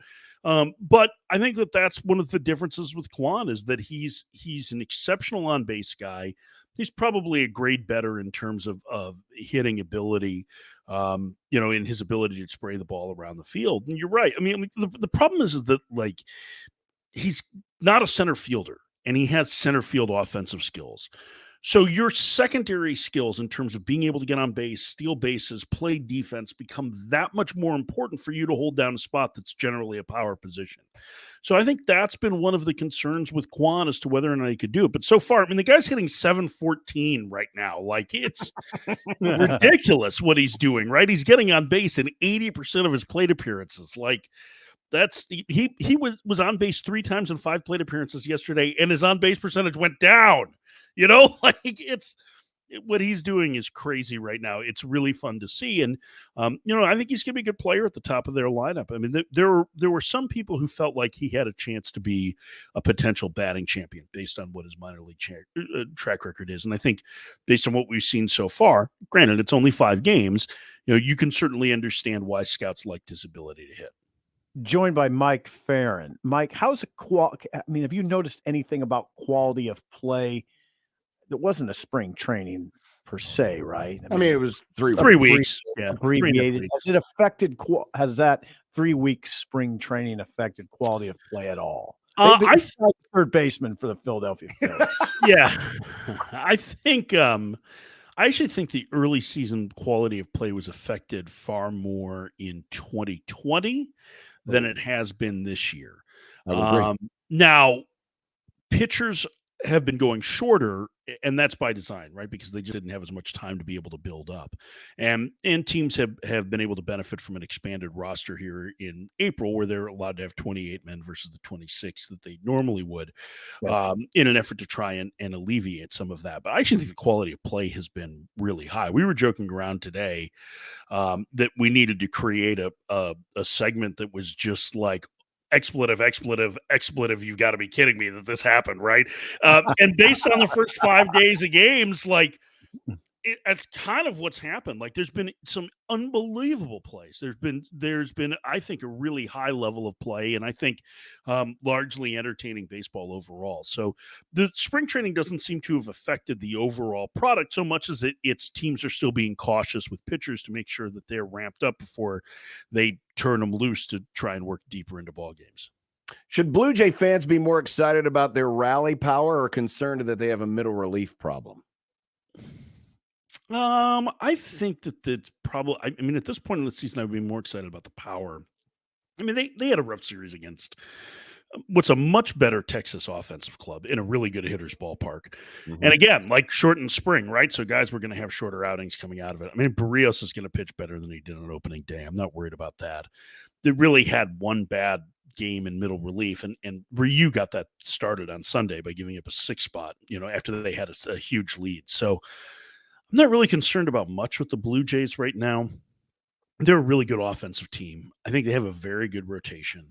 I think they have an excellent closer in Jordan Romano, who is, an Ontario native. He set the Jays consecutive save record yesterday. It's 26 consecutive saves without blowing an opportunity. It broke Tom Henke's record, so you can finally file away your giant glasses in the old Tom Henke days. But I think they're fine. I mean, I'm sure they'll address pitching depth at some point, but I really don't have a whole lot of concerns with Toronto right now. By the way, Dan Vogelbach looks even bigger now than he did before. Holy cow. He's watching the Cubs game right now. Vogelbach, you know what? Have you been following? I know you're not quite diving into SEC baseball yet, but have you followed Auburn to this point? Not yet. You're not familiar with Sonny DiChiara, their first baseman? No. Who's a transfer? Dan Vogelbach looks at Sonny DiChiara and goes, "That's a bad body." That guy. I'm all in now. Let's go Tigers. War Eagle. That guy leads the nation in hitting, on base percentage, slugging, and I think he's second in home runs. Oh gosh. He's a transfer from Samford, I believe. He's the first baseman at Auburn, and Sonny D. Like Louis Prima is his walk-up music, right? Like, it's just, this guy's ridiculous. Like, he's awesome. All in on Sonny. There he is. Sonny DiChiara has replaced Wes Ray in my locket around my neck for beefy first baseman in college. Okay. That is some serious beef. Right? Yeah. Sonny's a big dude. And he can rake. I mean, rake. He's so good. Yeah, there he is right there. Auburn first base. Yep, Sonny DiChiara from Samford. Sonny DiChiara. By the way, did you see that we had a pine tar incident this weekend? Yes, I did. That was crazy. And how about the fact that the umps, like, the worst part of that whole thing? So if you don't know, UCF hits a home run in their game against Memphis on Sunday, and the umpires are asked to check the bat, and they do the exact same thing as in the pine tar game with George Brett, yep, right? They measured across 49 years later, measured across home plate, too much pine tar. They call him up. Greg Lovelady, the coach at UCF, loses his mind, gets ejected. Memphis's pitcher gets ejected for arguing or trying to bait Lovelady into a fight. And then the umps go to the rule book and go, "Oh, wait, the home run should count." That's the part that killed me. Was like, how do you not know? Like, don't you know the rules? So you called them out. We are at a peak bat concern level right now. Are we? Why? Because there is this feeling that there are teams that are using hot bats, and there have been a couple of illegal ones that have been taken out of play. Auburn had one. Tennessee had one, which everybody is super jealous of Tennessee. No team has ever started 12-0 in the SEC, and Tennessee has. Tennessee's They're 31-1. They're ridiculous. Their guy who was supposed to be a first rounder on the mound was hurt to open the year. Now he can barely pitch in midweek. They have a guy who's a Twitter sensation named Ben Joyce, who has been given a nickname. He's the volunteer fireman, right? The pitching ninja tweets about him all the time. He throws 104 miles an hour. He's not even one of their 4 best relievers. Like, Tennessee is unbelievable, right? They're loaded. And so everybody is concerned that there are a number of teams, and because Jordan Beck, who is likely a first rounder from Tennessee, got caught with a bat that hadn't gone through the weekend compression testing or didn't have a sticker on it, or they said that the sticker fell off, that they were doing something illegal. So there is a big bat controversy that's rolling now in college baseball that guys are using juiced bats. How do you is there any way to identify a juice bat by just looking at it? Yeah, there actually is a test for it. You remember the old donuts that you used to swing on the bat? Sure. Not the ones you used to eat, the ones you may have I eaten. know. Hopefully John brought you donuts today. No. Or Josh left you a key to his stash, because that's really disgusting. But so those old metal donuts, right? So they create one that's at the right diameter for what the limit is supposed to be for the bat, and you drop it over it, and if it goes to the ground without any, it needing to be forced, then the bat is okay. Sometimes bats might have a little bit too big a diameter. They would take it out of play. And this is before the series starts. Or guys will roll their bats, right? Trying to flatten out one of the sides of it to create more of a trampoline. And if it gets stuck like that, then it would be an issue. So there's that, but there's also compression testing that has to go on. And, to try and make sure the whole idea behind the bats is that they wanted to getting rid of the drop fives from the like crazy, like 21-14 games at Rosenblatt era. Was part of it was safety, right? They wanted to limit the high exit velocity. Yeah, the spring off the bat. Yeah, to try and make it safer, because there's we're talking about college kids, and for the most part, these are not going to be professional athletes. So there are a couple of different factors in it, but yeah, there is actual bat testing that goes on before every series. Probably no need to test Nebraska's bats right now. Can we talk about how good Rutgers is? I mean, now that we've gone down the college baseball path, go ahead. Rutgers is 8-1. They're really good. Steve Owen, who built a great program at Bryant, is there now, and Steve Owens has done a terrific job. He's like, his background is interesting, because before he built a powerhouse at Bryant, he was at Lemoyne College, which is a D2. He was at Cortland State, right? Like, he's at these small Northeast schools, and now he's at Rutgers. His team is really physical. They have a ton of transfers. They're really good, and they have a 1-game lead over Illinois in the conference right now. Yes, They've had a great year, and as much as Nebraska was one of the preseason favorites in the Big Ten, they have struggled. Iowa was one of the preseason favorites. They've been kind of stuck in neutral. It really looks like Rutgers might be the team to beat in the Big Ten. Looks figure. like it. Now, is that roster almost exclusively New Jersey, New York kids?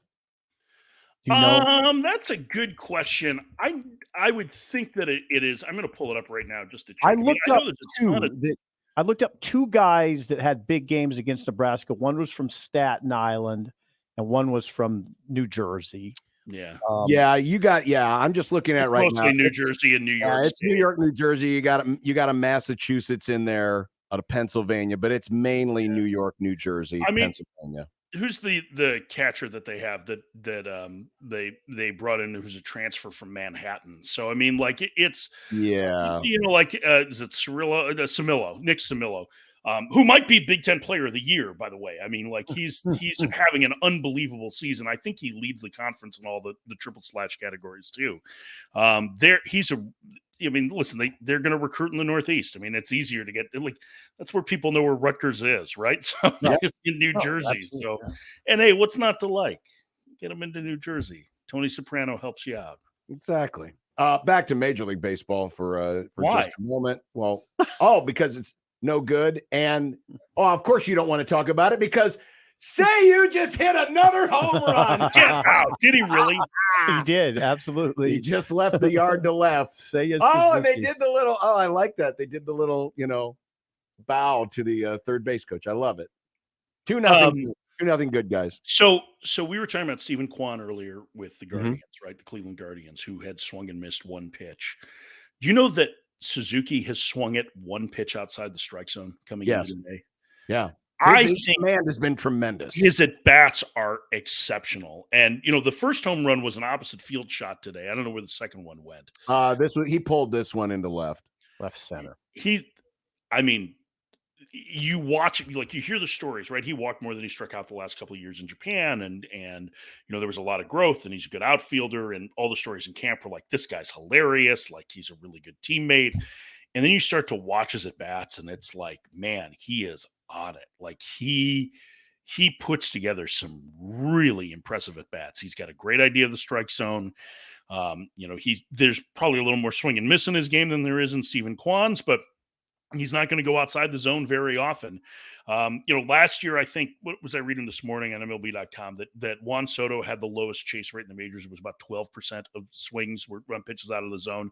Right now, he's at 3%. So it's going to go up, and it probably isn't to Soto's level. But, I mean, he is on time. He's on everything. Velocity hasn't been an issue for him as of yet.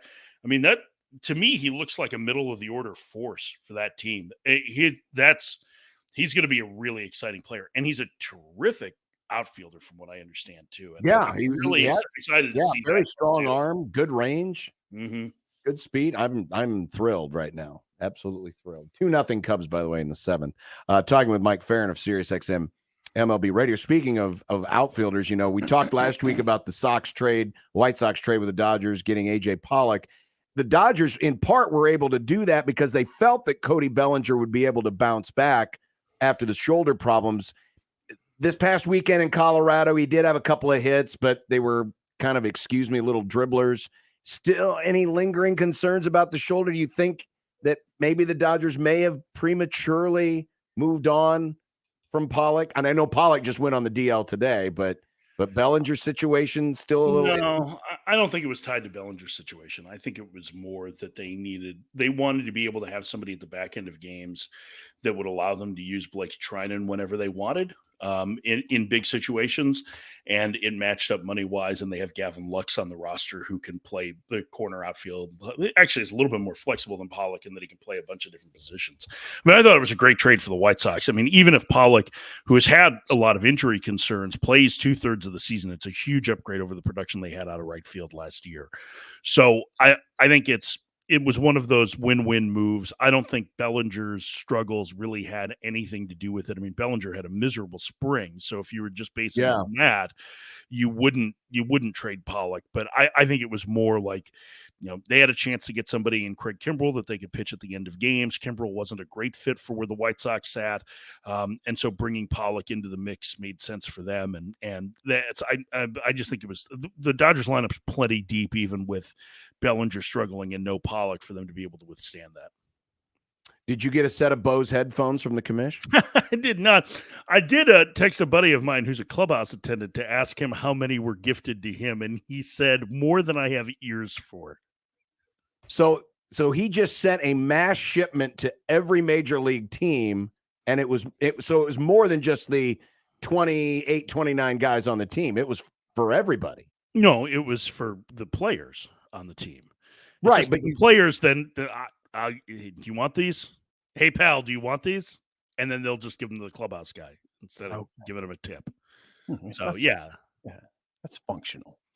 Well, if you can get your hands on a pair, I'm a big fan of my Bose headphones. So it turns out they weren't Bose; they were actually Beats. Okay. They were Beats wireless ones. It was misreported as Bose. And they were actually from, and somebody got I actually went to the link on this. There is some sort of like corporate gifting site that handles these kinds of things that they were actually from, that like MLB called them up and they were like, yes, yes, can I please have 10,000 marbles? And then they passed them along. Oh, somebody just went yard. No, that's a replay of the. That's a replay. That's a replay. That's called a Suzuki's home run. replay. Got it. Sip. That's Yeah. See, Yes. I know we were romanticizing earlier about old school television. They do a thing called replay where they re-show highlights. Are you Sip, are you thrown off by the pictures being in color?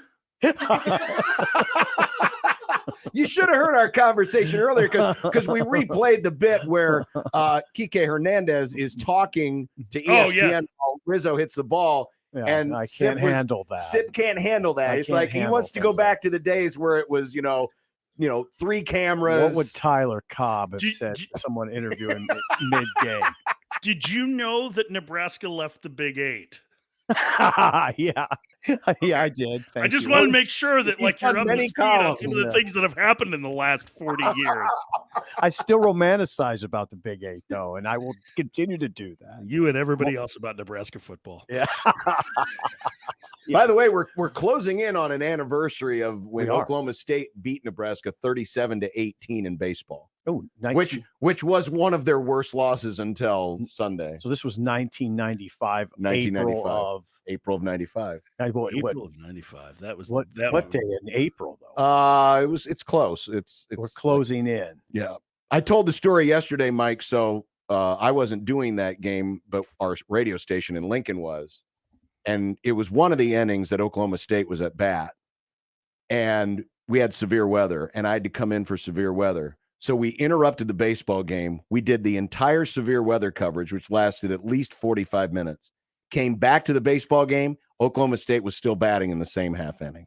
Yeah, that sounds about right. Yeah, it was that was again back with the drop. Well, those were probably more like drop 12s at that point. Those those were just lead pipes, or what those were. Incredible what they were doing. Lead pipes. Mike Farron, Sirius XM MLB Radio. Thanks for accommodating us today. We appreciate it. And oh yeah, I'm sorry I had to move times, but yes, I will talk. And I know how badly you miss Josh. So yeah, it was a much more pleasant conversation. Well, that was fabulous. Thank you, Mike. Take care, guys. Bye. All right, we'll see you. Mike Farron, ladies and gentlemen, of Sirius XM MLB Network. Really knows a lot. Boy, he can. Oh, Mike is tremendous. Yeah. And he's also doing a college baseball night or a Thursday night show on Sirius XM. Didn't know about the hot bat situation. That's fascinating to me. Tennessee off to 31-1 start is very interesting to me. Yeah, they're very good. They're very good. In the SEC, 31-1. Well, 31-1 overall, 12-0 to start the SEC. Yeah. Right, whatever. No one's ever started 12-0 in the SEC. Huh. I mean, when you figure that probably half the College World Series field will be SEC teams this year. Now, we didn't ask him about Nebraska. He did get into Rutgers. I just wonder how he puts. I mean, we know how he puts the roster together, but can you apparently you recruit high level players at Rutgers? You can. Yeah, I mean they have. So you can. Yeah, because they did. It is certainly. It's a good team. That's a legitimately good team. By the way, we did get a response from who was it? Here, Mark. Mark says, I can offer a little insight on how Philly fans feel on Alec Bohm. I'm a Sixers fan, so I listen to the Fanatic in Philadelphia quite a bit online. Most fans didn't care. He owned up to it, so they moved on. Philly fans are more pissed right now about is it Matisse Thybulle for the Sixers? What about him? He's not vaccinated, so he can't play in Toronto during that series. Oh, that's weird. Yeah. They're more worried about that than what Alec Bohm had. Yeah, that's what I thought. My guess was that Philly fans would move on very quick from the Bohm thing. Yeah. Like you would probably. You wouldn't be. Would that bother you, John? I hate this effing play. Can I say that? I just did. You just did. Yeah. Well, you started the show by saying son of a bitch. So you can say that, though. Yeah, I know. We said it several times. We said it many times. Notice my restraint, though, since then. I've not. I appreciate it. I know Nick does appreciate it. I could tell Nick was uncomfortable with the amount of that we were saying it over and over. Well, you know what? I'm going to do you a favor. We're going to do some NBA here next. Oh, that'd be nice. I know you're excited about that. But Yes. Mike wanted to ask a question about the Phillies. How you doing, Mike? Hey. Hey. So I'm a Phillies fan, I'm a lifelong Phillies fan, and I agree with that. You know, it was water under the bridge. He made a lot of plays. He had a great at bat to start the 5-run 8th inning. The funny thing is, I buy a lot of Philadelphia Phillies merchandise being a Phillies fan. Mm-hmm. And so I get text messages and emails all the time about new merchandise. And at like 3 a.m, I get a text message that they're selling shirts already saying, "I hate this effing place." Is that right? Is that right, Mike? I swear to God. That's Just fascinating. like that. Is it Within not 5 from hours of the game being over? But is somewhere. this from official Phillies? Oh, it probably isn't, but it's got the maroon Phillies color. Sure. The lettering is in the Phillies font, and it's just like that. Oh, Yeah, somebody put together a absolutely. t-shirt. That's beautiful. Yeah, it's like the Triple B screen printing of Philadelphia. They're on this. Yeah, In fact, Josh at Triple B, you might want to do that. You might want to prep your own. I hate this effing place. Yeah, if you're Bohm's manager, you better trademark that. Just copyright on that real fast. So Great. Great show, guys. Appreciate That's it. awesome, Mike. Appreciate it. There are things in sports that are done in the heat of the moment. Like another thing that's done in the heat of the moment that always gets overblown is when coaches and players go at it on the bench. When there's a heated, Oh, you mean like Bo and Taylor Martinez? For example. when there's a heated moment. Yeah, when there's a heated moment on the bench, it gets way too much discussion. It does. Like when Spoelstra and Jimmy Butler went at it the other day, hardcore on the bench, way too much discussion. This stuff happens.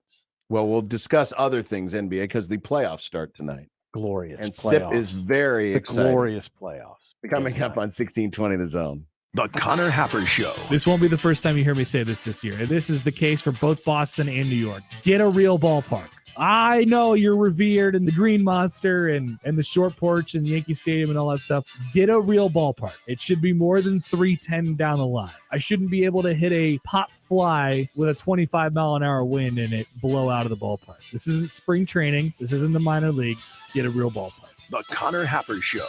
Weekdays from 10 to 2 on 1620 The Zone. Your Omaha area forecast from Canoyer Garden Center and KETV Newswatch 7 on 1620 The Zone. Strong south winds and extremely warm into the upper 80s now. We're watching out for storms into this evening. Then it turns windy and colder later tonight, dropping into the mid-30s during the morning on Wednesday, and a high of just 50 with clouds and strong west winds. I'm Chief Meteorologist Bill Ranby from KETV Newswatch 7. 1620 The Zone's Unsportsmanlike Conduct, brought to you by a great friend of the program, Union Bank and Trust. 1620 The Zone. Traffic. From the Burton AC Heating, Plumbing, and More Time-Saving Traffic Center. Heads up, we're getting reports that the traffic lights still malfunctioning on Center from 144th to 108th, so be ready for delays and avoid it if you can. An earlier crash on southbound 204th at F Street and cleanup stages still causing a little bit of a delay through there. We got a crash with injuries on Fort Crook Road at Cornhusker, and then slow going for both directions on 370 at the JFK. I'm Mike Neville. This time-saving traffic is brought to you by Methodist Health System. At Methodist, our doctors, nurses, and team members work together to provide the expertise and compassion every patient deserves for excellent care. Methodist, the meaning of care.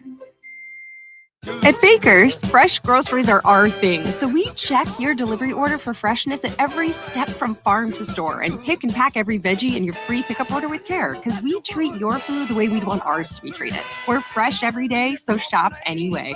Baker's, fresh for everyone. Free pickup on orders of $35 or more. Restrictions may apply. And right now, you can save when you shop your faves. Just buy 6 or more participating sale items and save 50 cents each with your card. Baker's, fresh for everyone. Shop Lanahaw Nurseries for all your mulch needs. Best quality mulch at the best price. You'll notice our prices are lower than anybody else's. That's because you're buying your mulch straight from where it's made. Convenient delivery or pickup. Lanahaw Nurseries, 192nd and Center. Hi guys, it's Andrew with Brookside Medical Clinic. Are you struggling with erectile dysfunction and sick of the pills? Well, we have a major medical advancement that has helped thousands of men. The WAVE technology at Brookside Medical was tested by Cambridge University and the Cleveland Clinic, and the results are in. It's proven to increase blood flow by repairing blood vessels. No pills and no side effects. If you're ready to put a stop to your ED by treating the root cause, call us now, and not only will the assessment and blood flow ultrasound be free, we'll also include something unique that produces immediate results in the bedroom. This is a $600 value, free to those that call in the next 2 minutes. 402-671-7777. That's 402-671-7777. Guys, put a stop to your erectile dysfunction and get your love life back. Call Brookside Medical Clinic now to qualify. 402-671-7777. Hi, I'm Dr. Rob Rhodes, a Nebraska family practice physician. Are you or someone you love at risk of an opioid overdose? Get the free Opie Rescue app for your phone. Opie Rescue can guide you through the steps of how to respond to an opioid overdose. Be Opie ready. Download Opie Rescue today. Paid for by the CDC. Sponsored by the Nebraska Department of Health and Human Services and aired in cooperation with the Nebraska Broadcasters Association and this station. It's unsportsmanlike conduct Get in, loser. We're going conference realignment shopping. on 1620 The Zone. Mid-show snack for Sip. He's mowing down on the nacho chips. No cheese sauce, though. Sorry. We needed some late fuel. You should have got the cheese sauce. That was good cheese sauce. Was it? Yeah, but it was probably cold. Seems suspect right now. It's fine. This part of the day. It's You been, are 20 what? It's been sitting out for I am 5 hours 55. without being heated, man. Just reheat it. If you make it hot enough, it'll kill anything that'll hurt you. I'm not sure about that. Not 100% sure. I want to give us plenty of time for your association, and we're a little behind the clock, so I'm going to wait. But I will tell you that, we've been talking NCAA and big money.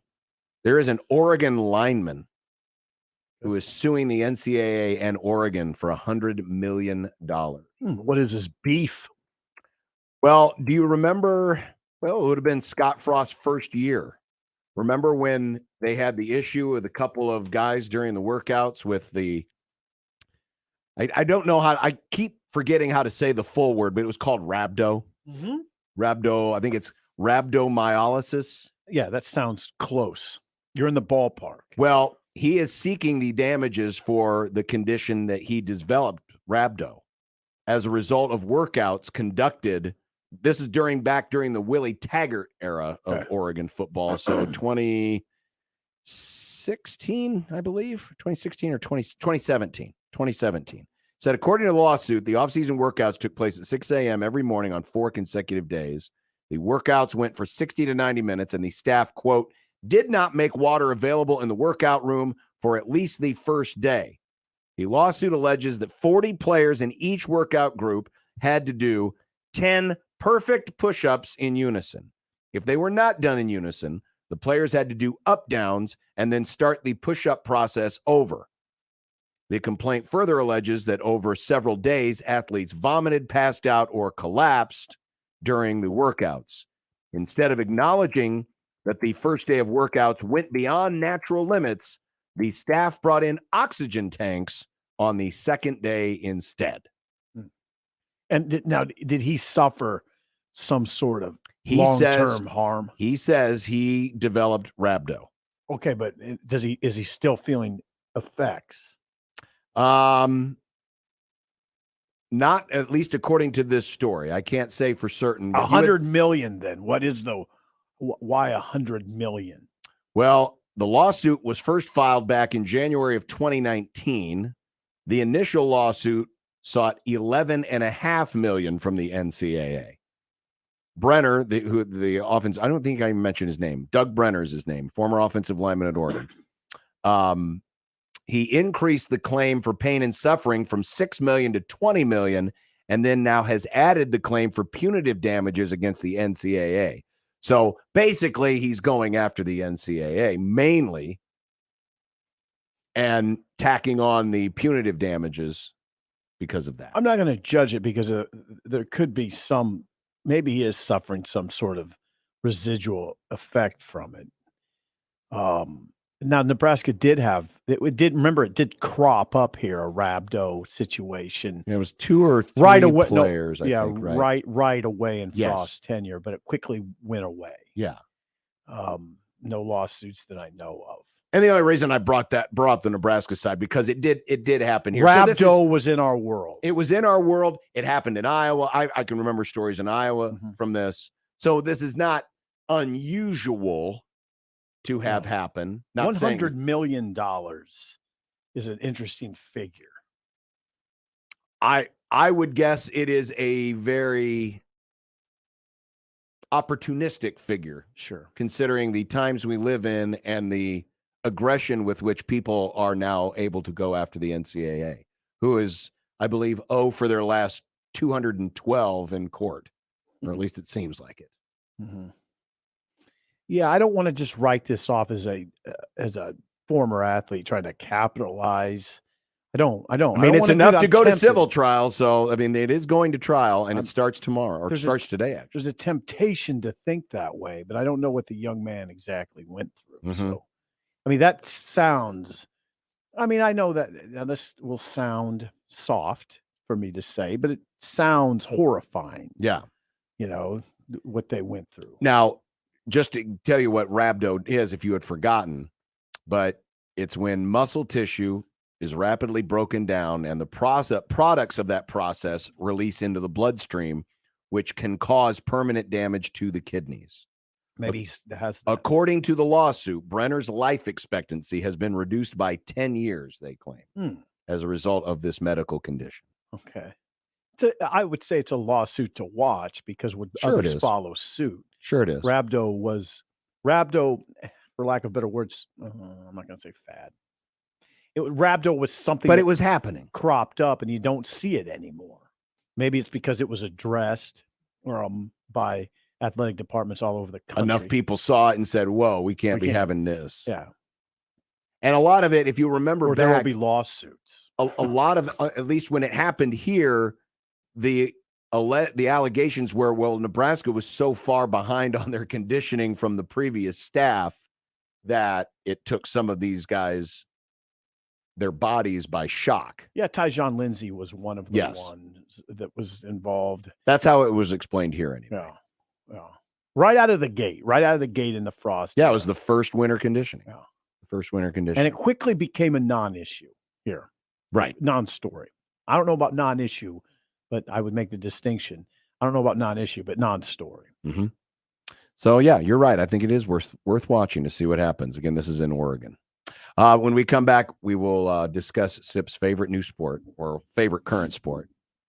The association playoffs begin tonight. 1620 The Zone. Hey, everyone. Josh Peterson here for my friends at Kugler Vision. Why do glasses and contact wearers from all over Nebraska travel right here to see the folks at Kugler Vision? Because they know that Kugler Vision is the place to go. Only spot in our area to specialize in all 7 FDA-approved vision correction procedures. Perhaps in your life, you have been told, hey, you do not qualify for LASIK. If that's been said to you, you definitely need to go today to see the doctors at Kugler Vision, because they probably have a treatment that can help you just like it helped me. I remember that consultation process wondering, hey, do I qualify for LASIK? Do I qualify for something else? Why would I qualify for something else? Came to find out that my eyes did not qualify for LASIK, but no problem at all. Had a different procedure done over 4 years ago. One of the best decisions that I've made in my entire life. Give them a call today at 402-558-2211 or schedule the consultation and figure out which of those 7 options will work best for you. Do so online today at KuglerVision.com. Big names, big games. We've got them all. 1620 The Zone. Did you know that Kentucky bluegrass isn't from Kentucky? It came from Europe. And what we call Dutch elm disease actually originated in Asia. This is Chuck Monaco with CM's Outdoor, now part of the Ryan Lawn and Tree family. And while you may know us as experts in everything lawn, trees, and landscape, you may not know that we're also experts in pest control.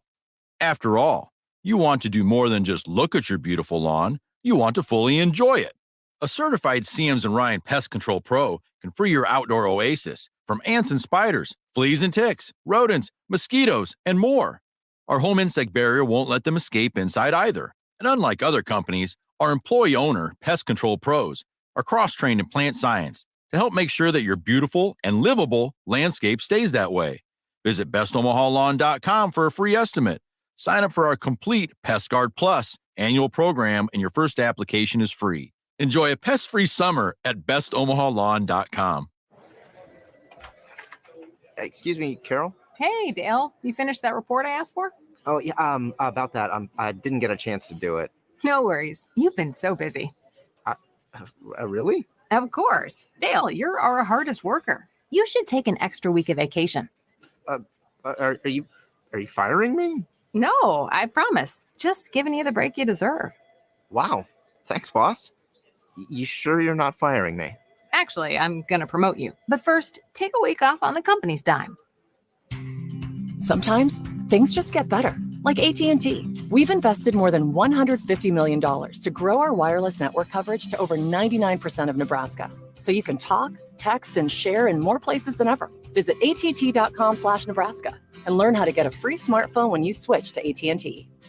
Coverage not available everywhere. Over 99% coverage based on third-party data. Network investments based on 2018 through 2020 expenditure. When life gives you lemons, it's time for Godfather's Pizza Spring Feast, featuring my new lemon bar streusel. This tangy, lemony dessert is perfect with any medium specialty pizza, piled high with the best toppings, and lots of them, plus loads of mozzarella on top. Add any medium one-topping pizza, and you got my new spring feast. But you better hurry. Summer's right around the corner. Godfather's Pizza. Do it. Hello, I'm Doug Nodgard with Equitable Bank. If you've been dissatisfied with your current banking situation, maybe it's time to move to a bank that works to deserve your business. We have an engaged staff that offers exceptional personalized service. We also have a great digital banking platform. We have 2 locations at 108th and Dodge or 202nd and Pacific. So if you're looking for a superior banking relationship, give us a call at 402-827-8100. We'll answer on the first ring. Equitable Bank, we take banking personally. Member FDIC. Mark your calendar and plan to do good on May 17th, 18th, and 19th for Share Omaha's Do Good Days presented by FNBO. You can choose from more than 600 local nonprofits to support with money, wish list items, and volunteer opportunities. Ready to give now? Share Omaha is here 365 days a year. Learn more about how you can get involved with your favorite causes during Do Good Days and all year long at shareomaha.org. 1620 The Zone's Unsportsmanlike Conduct is brought to you by Union Bank and Trust. Now back to the program.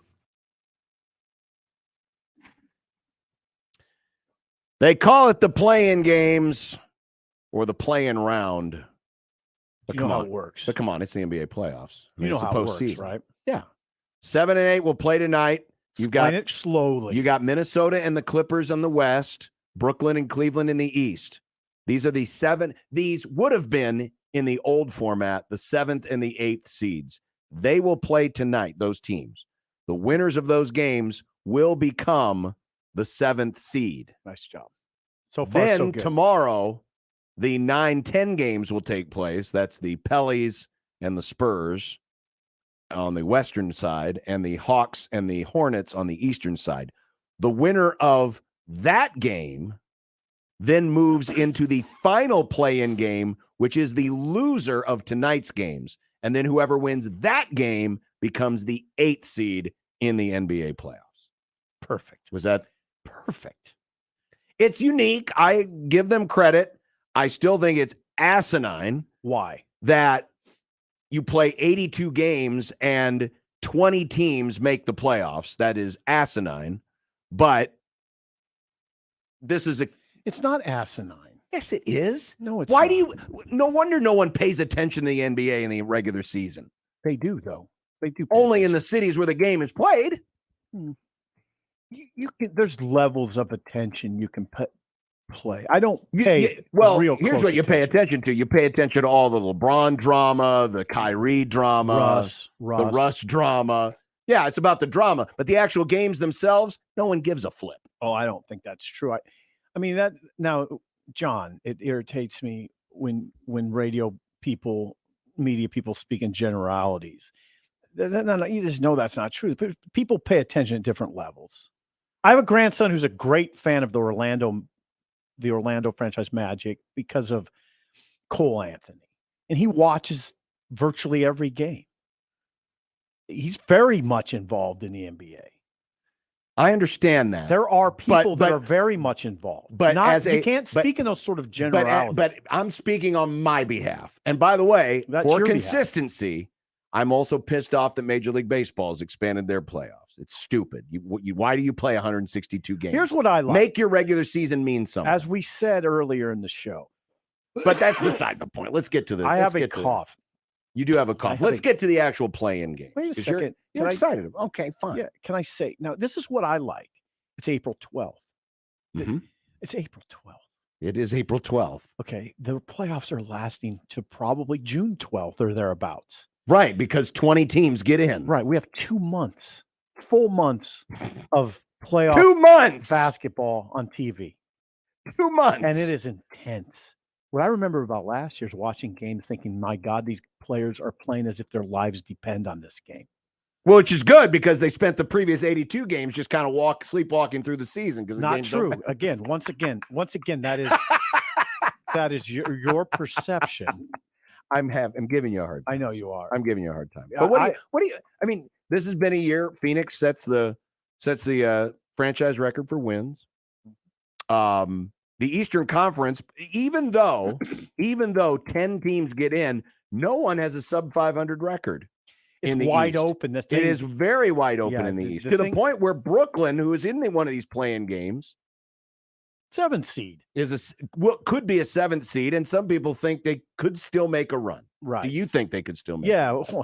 With the best player in the world, Kevin Durant, and Kyrie playing at a super high level, of course, they could make a run. There's a lot of teams that could make a run. It is wide open. That's what makes it fascinating. I mean, there's things that fascinate me within this playoff situation. I'll give you 2. Okay. Milwaukee, Chicago in a first round series. Just the proximity and the intensity of that series will be amazing. Now, I think Milwaukee, it's kind of a sneaky. I mean, those two cities. I mean, Bears and Packers have been rivals forever. Milwaukee and the Cubs have turned into really intense rivals, and you don't think about the Bucks and the Bulls, but you're right. There is a rivalry between those schools, between those, and the Bulls proximity. And the Bulls haven't, really had really good teams as of late. No, and they faded at the end of the regular season. But you're right. And I think Milwaukee wins that in like a 4-1, probably something like that. But it'll still be intense. Utah versus Dallas. And by the way, series. My name is Luca Hurt. Oh, didn't know. Yes. MRI, left calf strain, no timetable for his return. Interesting. Now see Donnie versus Luca, Utah versus Dallas. That's a very, very interesting first round series. Denver, I believe, versus Golden State. That's a first round series. Denver versus Golden State. Come on now. We're talking about very intriguing matchups right out of the gate. I mean, this will be amazing. I think Cleveland tonight, Brooklyn is a good matchup. And it's intriguing. Cleveland's been excellent this year.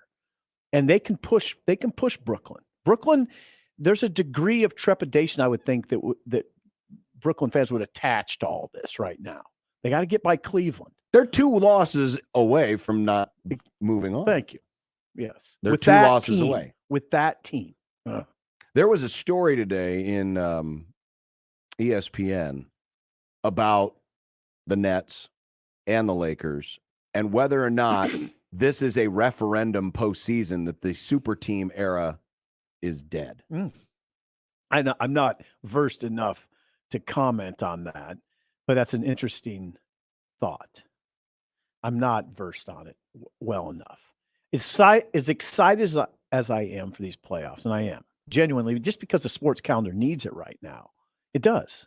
It really does. The sports calendar needs this playoffs. We got Suzuki hitting home runs for the Cubs. We do, but we need this. We have overweight first baseman playing for Auburn. Yeah, and I can't, but I'm not going to sit here and Huskers say and Blue Jays tonight? Yeah. I can't sit here and say this. I follow the NBA regular season beyond, like I say, my grandson calling him and saying, hey, what do I need to know about the NBA? And I get that. I social media, Twitter, I catch some things, but I don't follow it that close. But now I really lock in hard. Tonight, I'll watch at least one of the games and maybe both of them. Are they all on TNT? TNT, both tonight. Games. Yeah. But are tomorrow's games on TNT?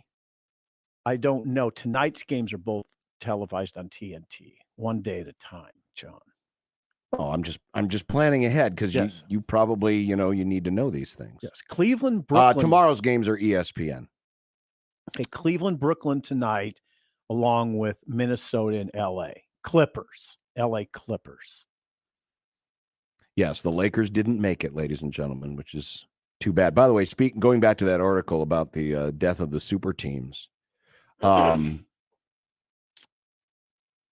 history has shown, and I'm reading from the ESPN article, history has shown the super team has a better chance to succeed if they have an organizational anchor. In other words, one of the superstars is a legacy in that organization. So, for example, you go back to the Miami Heat. You had LeBron, but you also Bosh. had Dwayne Wade and Bosh. Yeah, and who weren't they staples? Yes, anchors. Yes, yes. And you had Pat Riley, who was had Bosh though. Bosh came from Toronto, so I could be wrong about that. Yeah, but Wade was the guy who was the constant, and then the other guys came in. Okay, all right, and followed. Totally remember that. When you had Boston had the big three back in the late 2000s. Okay. You had Paul Pierce, who was the Celtic, and then they bring in Ray Allen and they bring in Kevin Garnett. Okay. And so the 2016 Cavs, they're going back to LeBron here. Like virtually every winner in recent memory, featured a superstar native to their organization. Outside of the Lakers of 2 years ago, no team comprising a core without a homegrown star as one of its two best players has won a title in more than 40 years. Huh. That seems so. Every champion, one of the top two players was an organizational guy, someone who was anchored in that city. And then they brought in somebody else. That strikes me as more coincidence. Over 40 years? It strikes me as more coincidence than major factor. Why is the anchor so important? Because you have someone who's kind of embedded in what is there and he knows the lay of the land, and the fans are instantly familiar with him. Once again, I ask, why is that so important?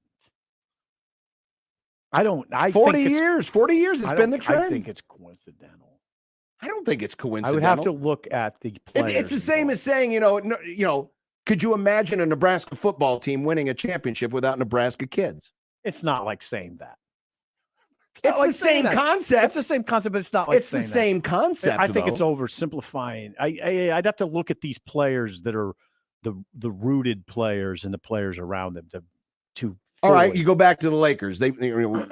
Kobe was an institutional guy, but then you bring in Shaq from the outside, right? Mm-hmm. Those were great teams. Mm-hmm. The Lakers of Showtime. Magic was the drafted guy. Mm-hmm. Others came in from the outside. Some of them. I know teams were maybe built a little bit differently back then, but I just don't. I think this is over exaggerating the importance of where that one of the players is from. I don't know why that matters. Because there's someone that has working in knowledge of the institution and the nuances of the organization. But it's something about, we talk about culture. We talk about culture. You don't buy that. You don't buy not in as that much scenario. as we talk culture ad nauseum. I don't buy it. Not you in don't this believe scenario. it for a minute.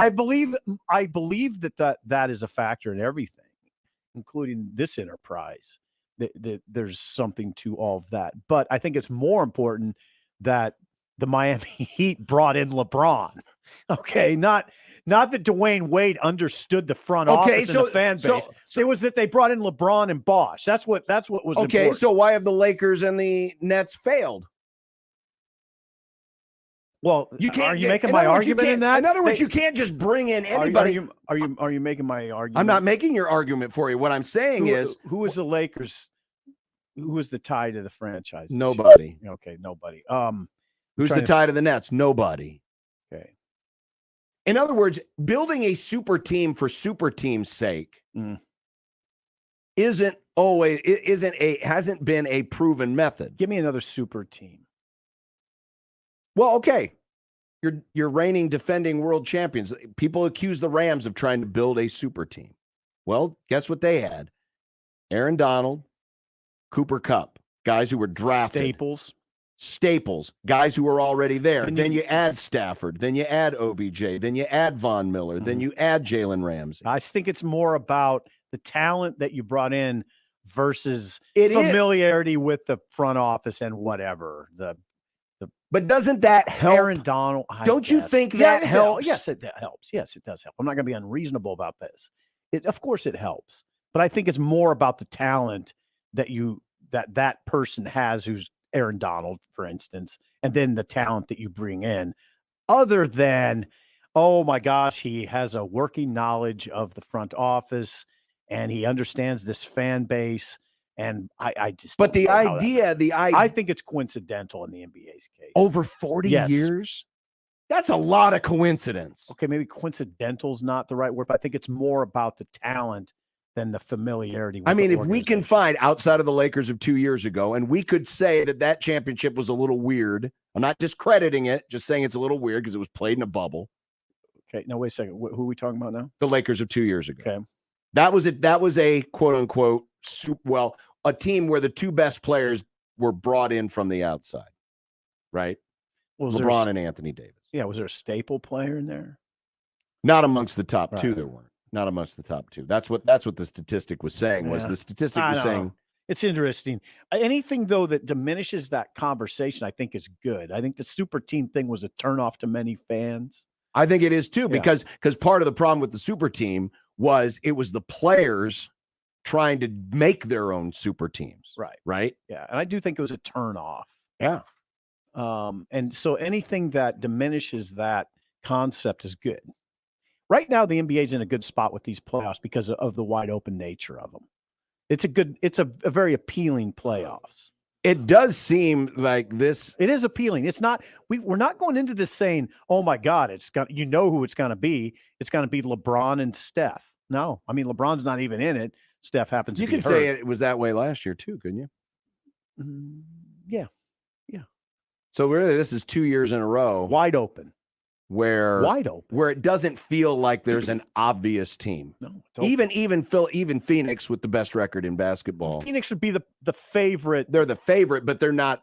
I guess I have to look at the old favorite. I'd have to look at the old FanDuel Sportsbook it's promo not code a favorite. I would 1620. say the next favorite would be Milwaukee. Three Even though they're Eastern the three teams, seeds. probably 3 Eastern teams after that. I think Milwaukee would follow right after Phoenix. I think you have to put Philly in there. And who would be the third Eastern Right team? now, your betting odds, according to the FanDuel Sportsbook promo code 1620, Phoenix is, we'll just round it up, 3-1. Okay. Milwaukee is 5-1. Okay. East. Brooklyn is 6.5-1. Okay, that's interesting that Brooklyn as a 7 seed is the third betting favorite. And then it has to be And then Philly after that. Nope. Oh, really? Golden State 9-1. Okay, then where's Miami Philly? 9.5-1. Where's Philly? Boston 11-1. Where's Philly? 13-1. Wow. I'm surprised. So they're seventh. Yeah, seventh on the list. Okay. Well, Boston's ultra hot right now. Well, you know what you need to do? You need to log in with promo code 1620, download the FanDuel Sportsbook app, go over to Iowa, and put money on 13-1 Philadelphia. If you're so not Iowa. a bad idea. Not a bad idea. Seriously. Maybe have a frozen pizza while you do it. Maybe. Good callback. Good callback. Thank you. That was an off-air callback. Speaking of bets, the bet of the day is coming up next. Thank you. We'll do that and wrap up the program with Steve Sipple on 1620 The Zone. Live from the Host Coffee Studio, this is 1620 The Zone. At Union Bank, people don't have your money. Your money has people. First home people, investment people who answer the phone and your chats, dream car people, dream retirement people, driving your dream car in your dream retirement people, small business people, credit card people, and all the other people you need. At Union Bank, our people help you do more than you dreamed possible. So stop in and say hello. We can't wait to see you. Union Bank and Trust. Member FDIC.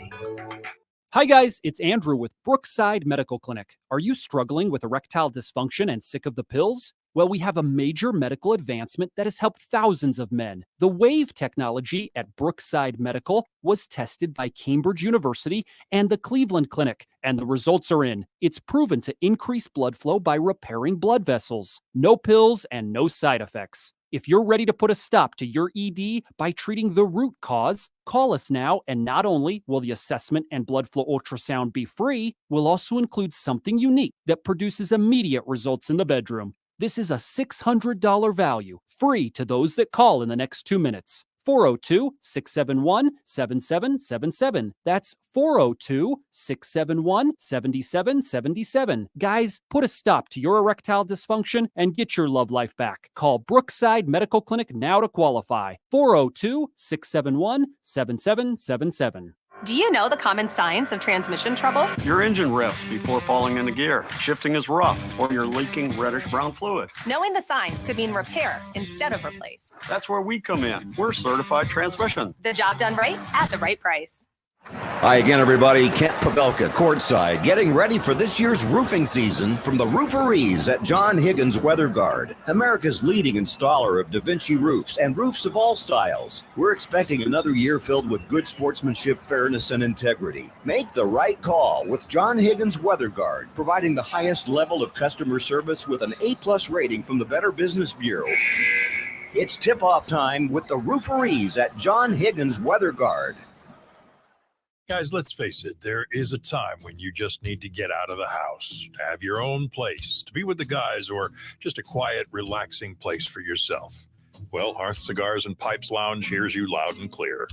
Settle in. Escape to Hearth Cigars and Pipes Lounge for an incredible selection, plus premium cocktails, a knowledgeable, friendly staff, state-of-the-art humidor, and incredible lounge. Hearth Cigars and Pipes Lounge, just off I-680 at 48th Street, next to Covey's.